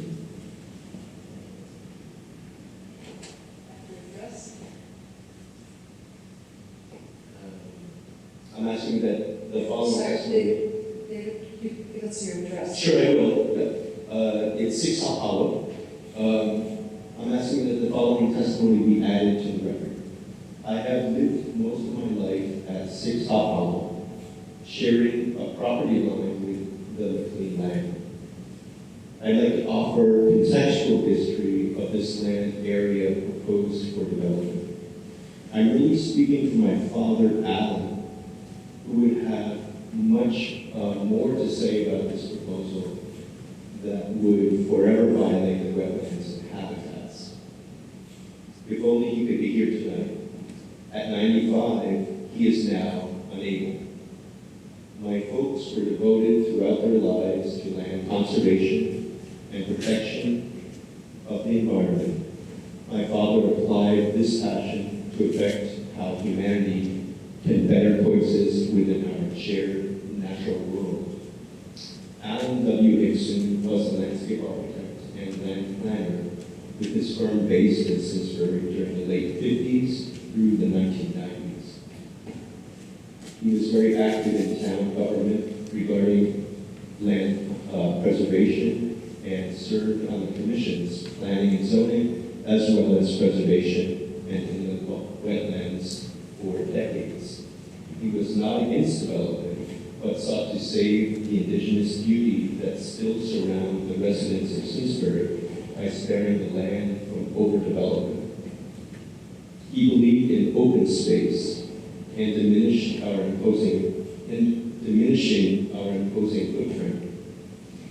In this immediate section of watershed proximity of Hop Brook, he provided the land plan and landscape architecture of McLean Home, Hop Hollow, and Simsbury Farms Recreation Complex. He made this the subdivision of the parcel that became Hop Hollow, and then designed and built our family home here in 1966. He saw to preserve the cart path through the existing terrain contours as he understood farmers' intelligence, avoided disturbing the natural flow of Hop Brook that irrigated the apple orchards here into the west. He would tell me farmers intuitively understand the land and how to avoid the water table all times of year, even in muddy season. Then, unpolluted, we swam in the spring-fed pond that touched our properties in Hop Hollow. He recognized the total acreage would supply 8 dwellings, which were constructed independently over many years that followed. Each 3 to 5 acre lot followed the delicate water course below. Hop Hollow has always provided access to the Tulloch family Meadow Farm of West Simsbury, to pass through our non-public narrow road for tractor access to maintain the clean East Meadow, which has provided hay for their cows. This ground is the source of our well water. We have witnessed significant changes in the former undisturbed groundwater conditions with recent development density uphill to the east. That's McLean as well as other private residences. The subsurface water movement has been altered, carried by the natural hard pan subsurface geology. Our ponds and wetlands have been infilled by sedimentation runoff of town of Simsbury, added development of their maintenance buildings in paving, and by other upstream properties that have eroded sediment and added chemicals to the groundwater. Hop Brook and Hop Hollow has been dramatically degraded, infilled by aggressive flora from artificial nutrients. About 1970, my father was asked to land plan for a care facility on a parcel Governor McLean had left specifically for indigent women. His original design plan was approved by the town, with an entrance drive located and oriented the facilities remarkably out of sight, yet near Great Pond Road at the north, and saving the undevelopable southern portion of woods and wetlands and meadow from being built out. The eastern landscape habitats will remain protected to delicate resources of the wetlands feeding Hop Brook as it flows through the entire town of Simsbury. With no environmentally sensitive access feasible, his understanding with the McLean management that the lower portion of the parcel's habitats would be retained, never to be destroyed.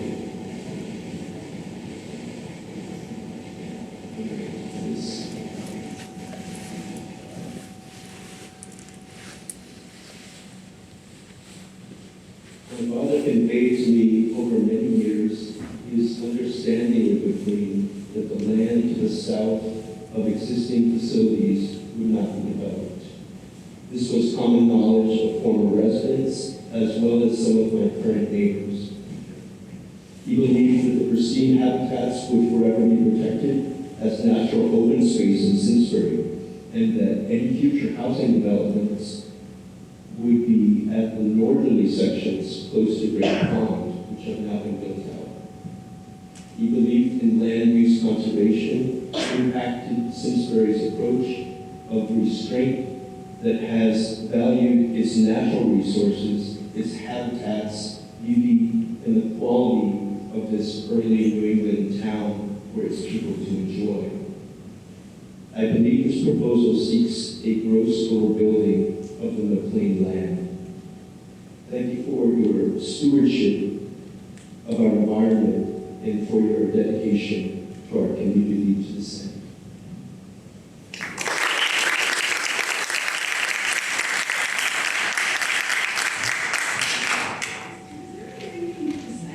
Back up here.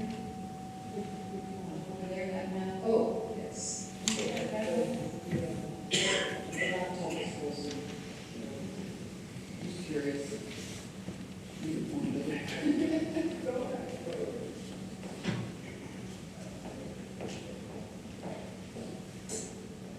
Anyway, my name is Melissa Hollander.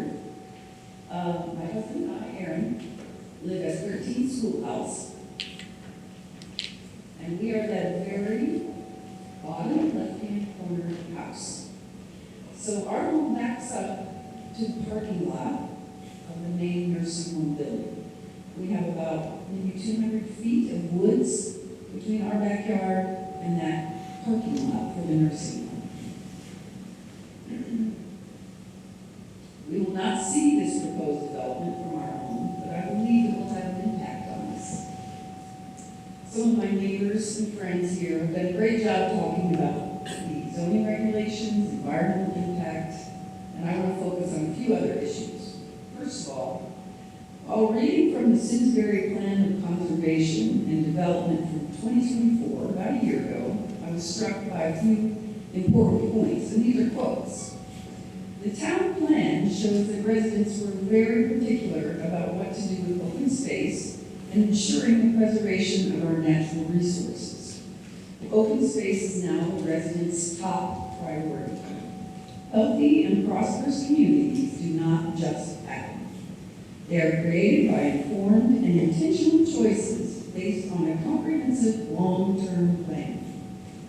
Simsbury needs to be vigilant about open space. When land is developed, it is no longer perceived as open space and is gone for good. Somebody told me that about 30 years ago, some point in my life, said when you develop a space, it is gone for good.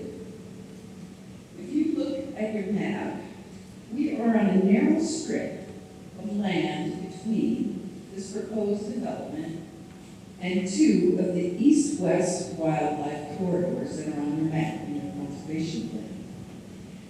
This strip is a pinch point or funnel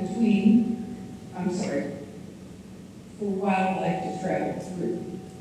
On a daily basis, behind our home, we see deer, bear, bobcat, fox, owls, turkey, huge woodpeckers that think our house is a tree, and not to mention about 1 million squirrels and chipmunks. We cannot keep the flying squirrels out of our attic, and we've been told by our wildlife wrangler that those specific flying squirrels are endangered.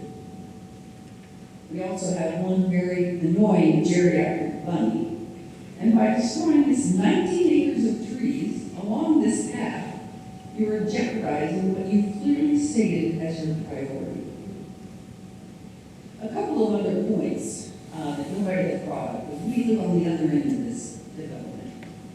The traffic at the intersection of Great Pond Road, Owen Brook, and Bailey Drive has grown increasingly more dangerous. Like I mentioned, we live on Schoolhouse Lane for 24 years, so I take that path down Great Pond Road at least twice a day, and when my kids were younger, it was a lot more than that. Many times I've witnessed cars going right across Great Pond Road without stopping at those stop signs. It's as if visitors do not even see those stop signs. And at specific times of the day, the problem is worse, possibly at the shift change. Very near the entrance to McLean, along Great Pond Road, the road is very narrow, contains no shoulder, and the trees go right up to the edge of the road. I wonder if you all remember about 20 years ago when a young 16-year-old boy lost control of his car, hit a tree right on the edge of the road, and tragically lost his life. That was 20 years ago, and that road has not been changed. People walk, run, and bike through that corridor on a regular basis. It is not safe. My kids call it dead man's curve. I cannot imagine another 50 to 100 residents' cars, plus the necessary entourage of Amazon trucks, etc., going through that area. My last comment is a bit more obvious and selfish. Two of the more valuable homes on our street in the cul-de-sac, Chris just talked about his. This development will be in their backyard. It will affect the value of their homes, which in turn will affect the value of our home. Now, it's only Aaron and I living in this house now. Our 2 kids have grown and flown, so we're hoping to sell this property sooner rather than later. I hope that Simsbury not only is talking the talk of conservation of open space, but has the foresight to walk the walk as well. Thank you.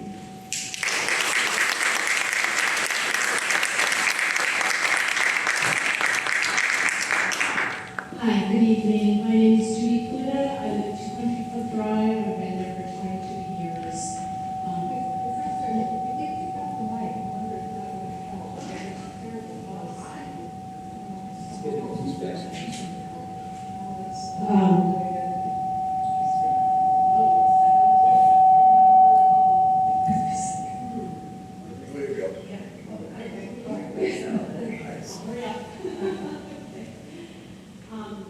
You know, I've talked to so many people, there are a lot of people that don't know about the development and are upset that they did not receive any information. And I'm not an engineer, I'm by trade, I'm somebody who listens to people on the side. So I've been listening to them, and the last couple days I've been listening to myself. And I just want to share a few thoughts. As Simsbury residents, we know we have this gem of a town, and it's different from the surrounding towns. The beauty of the natural land and the wetlands has been protected from development purposely at the expressed wish of the residents. So I've been, after speaking with people, and last night I was speaking to myself and the town and all the upset. Are we losing our way? Have we lost our vision of the town that the Simsbury residents have fought to protect? And so we need to think about the repercussions of this reclaimed development, of this decision, and how it's going to affect not only the adjacent neighborhoods with lights 24/7, because I remember being told us that at the reclaimed meeting, that the lights will be on 24/7. Even though they're fixing down, they'll be on 24/7. Lights, noise, flooding, traffic, clear cutting, almost 19 acres, and the precedent it's going to set for our beautiful town. And you've heard it a dozen times. You know, if we let go of the east-west wildlife corridor and the south riparian corridor and block it smack in the middle with this development. Think, pesticides, herbicides, salt. Once we stop protecting the land and this wetland and the 19 acres of forest in Simsbury, they are, as has already been said, gone forever. So, to the commission, thank you for your time. I'm sure you're tired. To the extent that you are charged with protecting the character of Simsbury, I invite you, please pause and really ponder the question, in what direction are we moving as a town, and what precedent will it set? Because there is a lot at stake.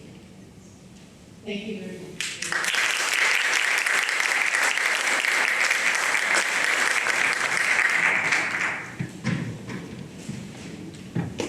Hello, my name is Gina Ortojo.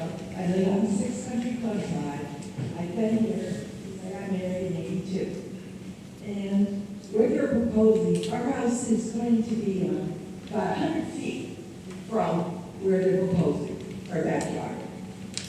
My husband's family has been here. He built the house. There was dirt roads when he built it. It was actually called Farmstead Lane. I've heard all the great stories of how it was. And we could even see across from Key Blind Towers at one time. I have pictures to see. I love this town. I read this book, but I won't take the time to read it. It's the Senator from Simsbury. It's a beautiful book. He had a vision, but this is not his vision. And I wish we would respect that. Thank you.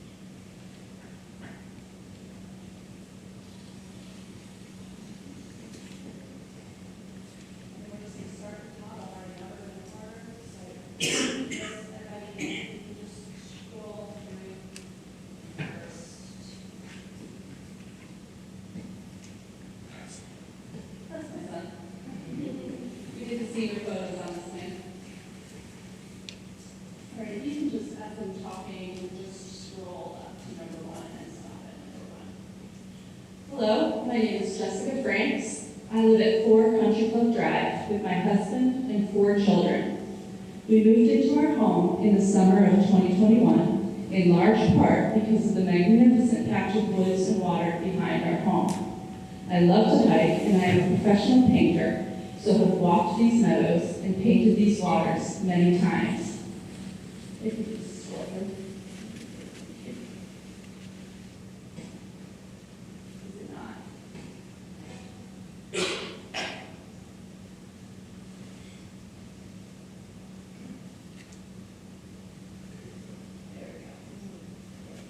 go.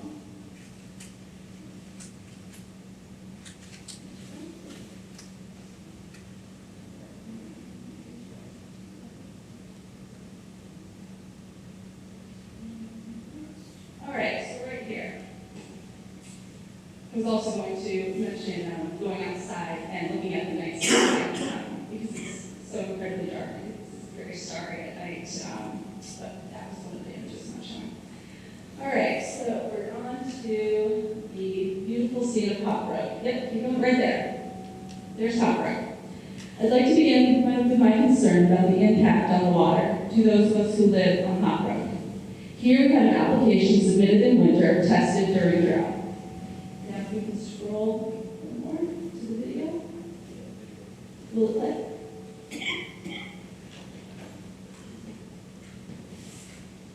It's unfortunate. Okay. It's a video of Hop Road in summer. It's almost nothing in summer at times because of the drought especially. The next video would show, in contrast, we who live on Hop Road have seen what the water situation is at other times of the year, including flooding rains that turn peaceful Hop Road into a raging river that literally knocks the bear downstream.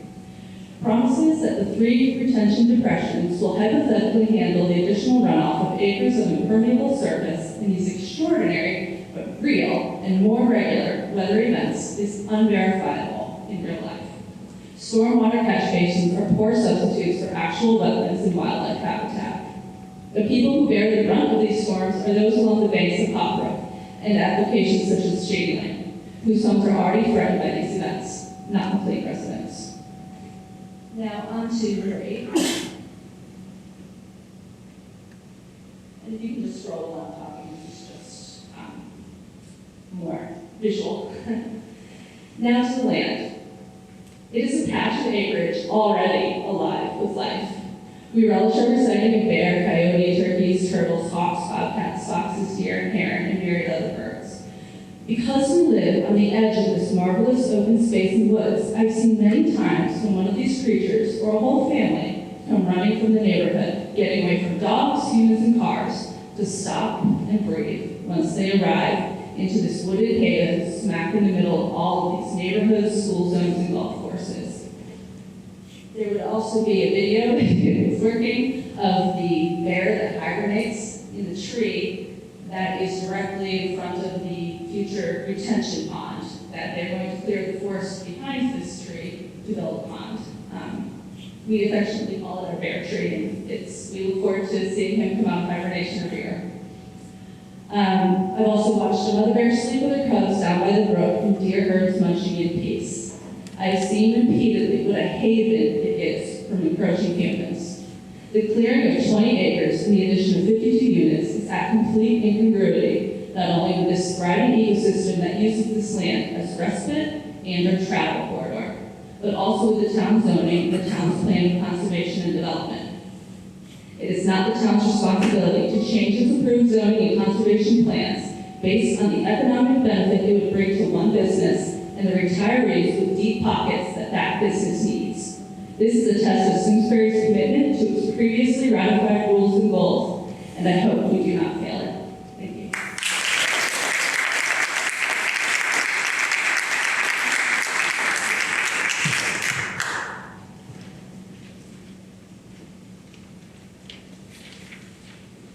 Good evening. My name is Peter Daly, and I live at 17 Washburn Drive. I want to first take time to thank you all for listening to us tonight, for giving everybody a voice to this very important topic that we're discussing. My wife Lori and I have raised our 2 daughters at the end of Washburn Drive. As we've lived on Washburn Drive for 25 years, at 17 way at the end of the cul-de-sac for the last 5 years. Our property abuts the 5th hole of the Hot Meadow Country Club. We've had generally a respectful relationship with the golf course over the years, even collaborating on a well-planned tree removal project between our properties. And again, our property is on the other side of the golf course.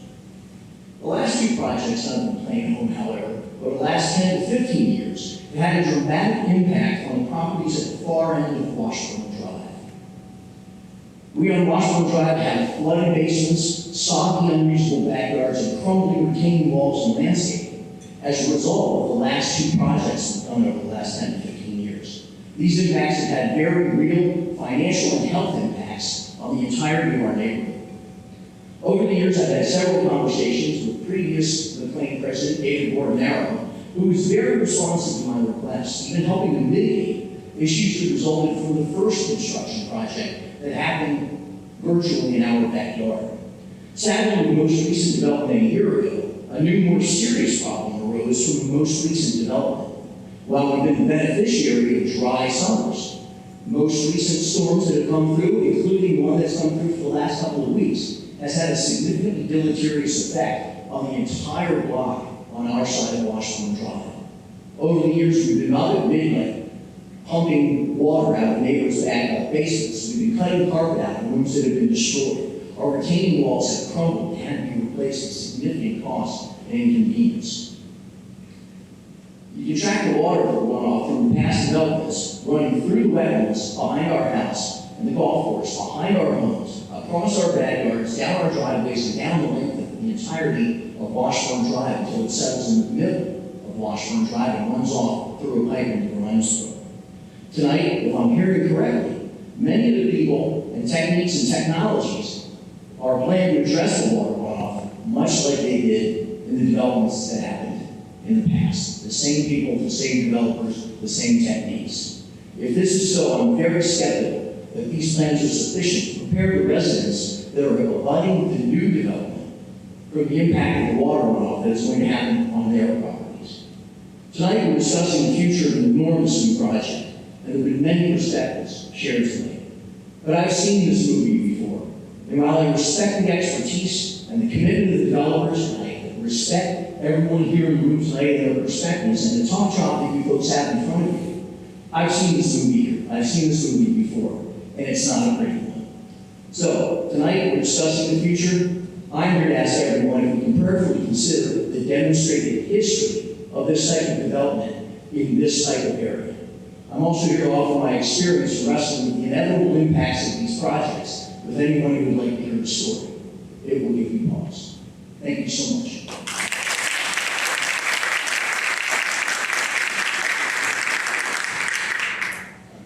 My name is David Grossman, and I sent a colleague with my wife, Ronnie Grossman, earlier.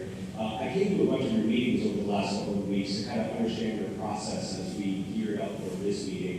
And I wanted to understand the things that were important to you and to the Conservation Commission.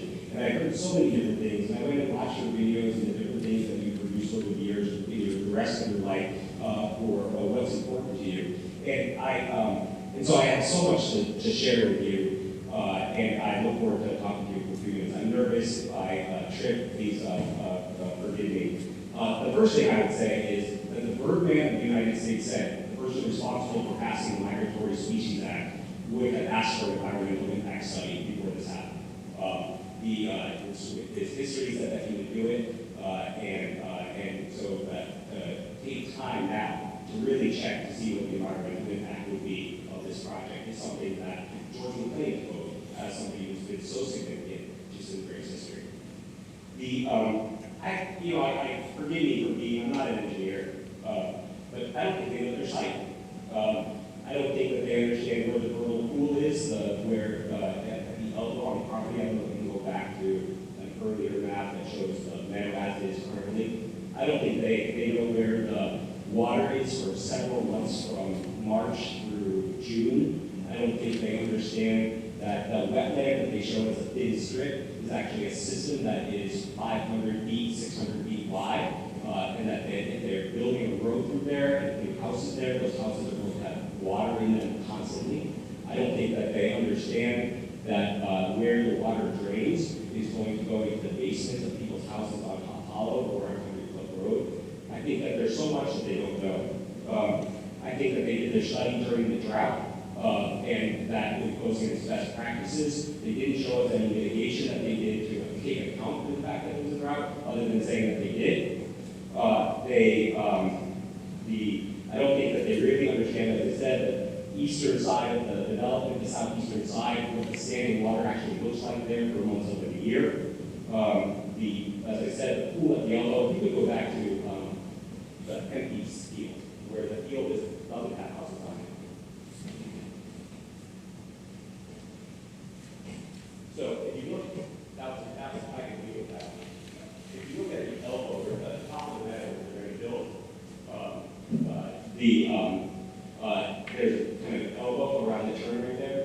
Not that hole, but kind of at the right around there's a corner that goes around the elbow on the northeast side. There's like for months out of the year, there's standing water there. It wasn't there before. I actually think that one of the things that they're asking for permission for is to redo these stormwater drains from that they talked about over on this side of the development. It's because they don't work now. And whether the standing water that's happening over the last couple of years is because of their stormwater system or not, I'm not an engineer. But again, it needs more study. But they're saying that their stormwater system's not working on the rest of the things that they just built. And now they're asking for new stormwater systems on the south end of their project. Again, whether that's going to work or not, we don't know. They glossed over the question about other areas inside their footprint and why they didn't consider them in their application. They didn't address it. They didn't say, here's why we didn't eliminate these other areas. They just said they are not suitable. That's not enough. I don't think that my house is at 17 Hollow. We're going to go back now to the map that shows the development. So the map that showed the arrows coming down, that's a pretty steep grade. Like, I know that the state reg says something about 20% grade, and I'm not sure. One more. There. So you can see the water going down this side of the map. And then all of the place where they're going to put the stormwater systems over on this side, that grade is really steep. Like it may not meet except at the very edge of Top Road, it may not meet the standard for the state regs, but that's a minimum standard, not the standard that we should necessarily seek in development.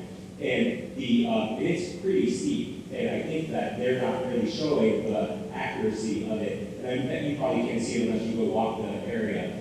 And I say this, by the way, it's probably the human being who has walked more miles in this area than any other person over the last 18 years. Dave, who might disagree with me, the other one, Michelle Maypot, she might be a competitor for it, but I think I'm number one. And so I don't think that they accurately, unless you see it, I don't think they accurately have shown what that grade looks like physically, and where they're putting the stormwater systems are just going to get overwhelmed if there's a flood. They glossed over the 100-year flood zone, which goes behind several different neighbors' houses, and is called a 100-year flood. We haven't had a flood. The last major flood, I think, was in 1918, or the 1938, the storm from 1938 was the one you always hear about from the old church, right? So that was now 80-something years ago. We haven't had a major flood. That's why it's called a 100-year flood, because you have to plan for it. And I don't think that they addressed the 100 floodplain in any way. Next, I would like to talk about the grade. The fact that I think that they've already started construction of the road, and not to get into the regs.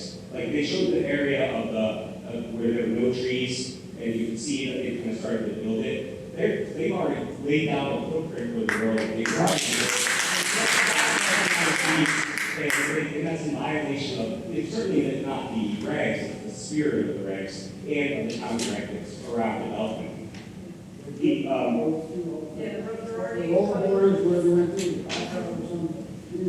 are down. And then the things that you've spoken to about in the meetings that I've come to, you talked about the night sky initiative. Jess is going to share a picture of the night sky. Come out on the night when there's no moon. It's one of the most remarkable places you'll ever see. And it's a very unique place. And Simsbury is trying to pursue this night sky initiative. I just went to Great Basin National Park in Nevada during the summer, which initiative, parks in the entire world is a remarkable place. The Great Basin was amazing, but this piece of property is one of the great beautiful places at night that you could ever imagine.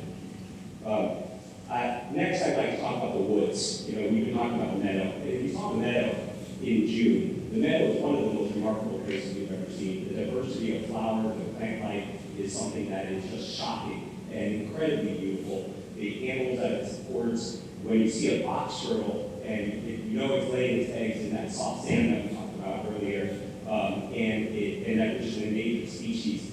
And then a couple of weeks later, you see where all its eggs have been undug by skunks and by foxes who are using it to feed off of. And all of the coyotes with their heads down in the field all day long, trying to go get moles and other ground animals. The meadow is a remarkably special place, but the woods too. Like, I think it maybe like we're throwing away the grand white pines that are more than 100 feet tall, and the remarkable oak trees, and the beautiful hickory tree over on the, which will be decimated. The hickory tree will be underneath the house that yields such remarkable fruits and nuts. And I can't, so you know, as a person who does know this more than any engineer, I don't think they know their property, and I don't think they're telling you what is actually happening in this place when it comes to wildlife, when it comes to water, when it comes to vegetation. Finally, one last point, which is when they go do this, they're going to have to truck in dirt. They aren't telling you about the fact that they have to truck in dirt to go over this water system. It's not a water, it's not a creek, it's not a little channel, it's a water system. They're going to have to bring in dirt. When you bring in dirt, you bring in invasive species. We just had this whole time talking about invasive species and how there's very little on the property, mostly at the north side of the property, which is where their construction currently is, where the development is where there is invasive species. There's no invasive species in the 19 acres of woods, or minimal in the 19 acres of woods that they're going to cut down. It's at the north end, near the property that they're already working on, where the eutrophication is already, where they already have, where the eutrophication already happened, and those invasive species have been able to come into the previous construction and the natural business adding hundreds of houses in this place. I haven't even gotten to the fact that, you know, in your responsibilities, it's a water course. It's not just a wetland, these little streams of 0.3 of an acre or whatever we're talking about, but the water course that you're responsible for the 80 or 90 new cars that will be added to Great Pond Road every day, which will have an impact on animal life and vegetation in the prairie, which you're also responsible for. There's just so much here. And you've heard so much, the neighbors have talked about it. The animal life is remarkable, the night sky is remarkable, the woods are incredible, and it would be a shame to lose this part of the resource. Thank you.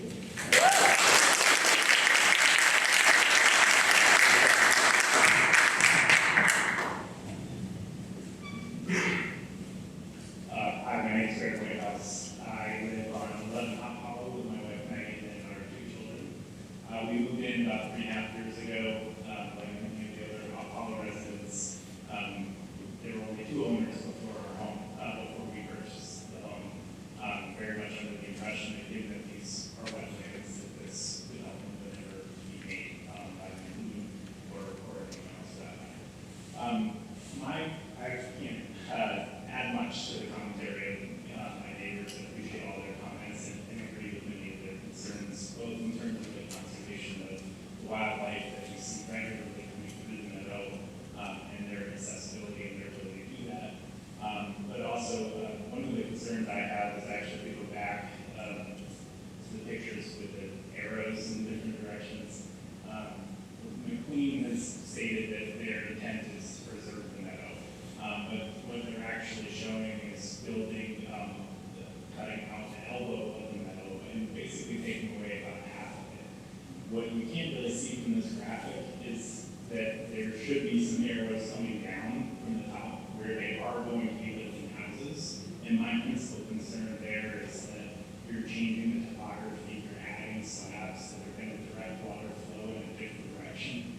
Kristen's house right next to mine already has significant challenges with water flow coming from the meadow, and I feel that that's going to be exacerbated by some of the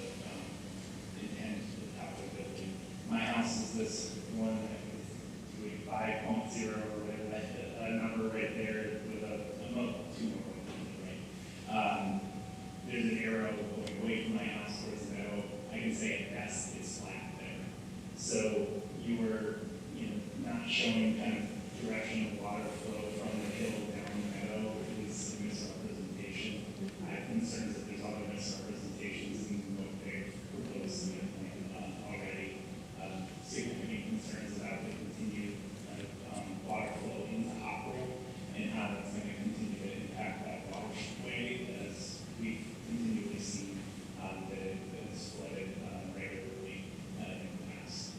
So I'll leave my comments there, but appreciate your time.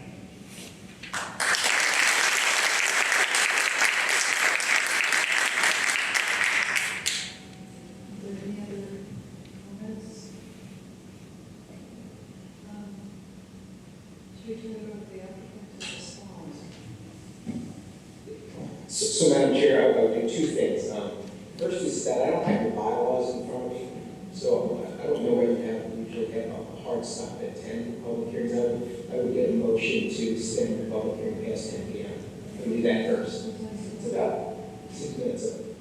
I don't know that that's in your rules. I don't have it in front of me. I would just be safe and do that. We've had a lot of information presented to us tonight, a lot of things to think about. But no, I'm not suggesting you call it a public hearing. I'm suggesting you get a motion to extend it past 10 p.m. Yes. To extend it past 10? Yeah, you're going to be here 6 minutes from now, and so I think you should get a motion to extend it past 10. Just get a motion later on what you want to do. Send it. Do we have a motion to extend it past 10 p.m.? So, Second? All in favor? and then the second thing I will do is I will ask the applicant if you'd like to respond to the comments. And before we do that, I want to thank you all for the time and effort you put into making the public comments. It makes for a better process when we hear from the citizens.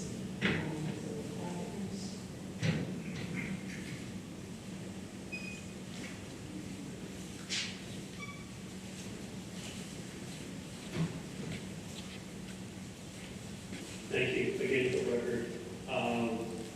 We've been taking really good notes, and neighbors gave us a lot to write down. And to be honest, based on the hour and commission has taken a lot, and we unfortunately don't have our counsel here this evening, our attorney, and to get some surgery with there. So, but ultimately, it's a late hour. We took really good notes. We would like to take, we would suggest that we'd like to go back as a collective group, come up with some really thoughtful and comprehensive responses to these comments and see what the next meeting. I think that's the best. Cool. It's 10 o'clock, I mean, I think it's late. Point of clarification, you don't have your attorney as a SLR or McLean does not have his attorney. We'll get. Well, we're not, we're just the engineer, so the McLean's attorney could not make it this evening due to something else, but he'll be here in 2 weeks. So, but ultimately, regardless of that, we've got a lot of notes, took a lot of notes, even we got a bunch of comments from this commission. We'd like to do is come back, take those, work as a team, and come back to your next meeting with a very thoughtful and put together response to this. That's a very good idea. We've got a lot to process. Yeah. So we just said that we would extend it past 10, but do we have a motion to continue the hearing? So if you want to continue the public hearing, you have for the public record to be open. I think you get a motion to continue the public hearing to your regularly scheduled meeting on March 4 at 7 p.m. at the Simsbury Town Library, to be the venue. So we have a motion to continue. Second. Okay. Yeah, I want to thank you all, and thanks for all the information that you presented to us. All right. So thank you. Madam Chair, so I kind of jumped over the new application for receipt. The reason I jumped over that is because the applicant asked us to move that to the March 4th meeting for receipt. It just could not attend the seat. It's a fairly simple application, but I think it'll be here, so I would just say move it. And I don't see any other dealing with the Conservation Commission with this during the process.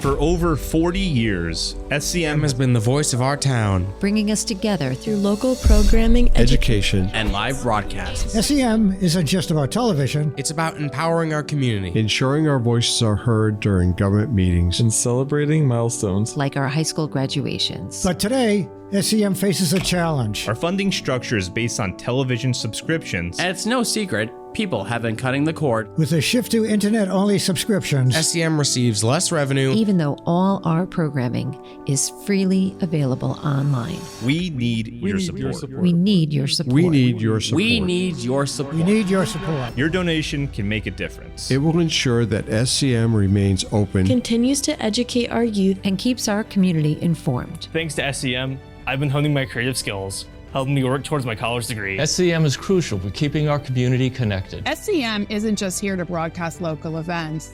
They're actually preserving Simsbury's history. Join us. Join us in preserving Simsbury's voice. Simsbury's voice. Together we can ensure that SCM continues to thrive for generations to come. Visit our website or scan the QR code on your screen to make your donation. Every contribution counts. Thank you for supporting Simsbury Community Media, where your town, your schools, and your government come together.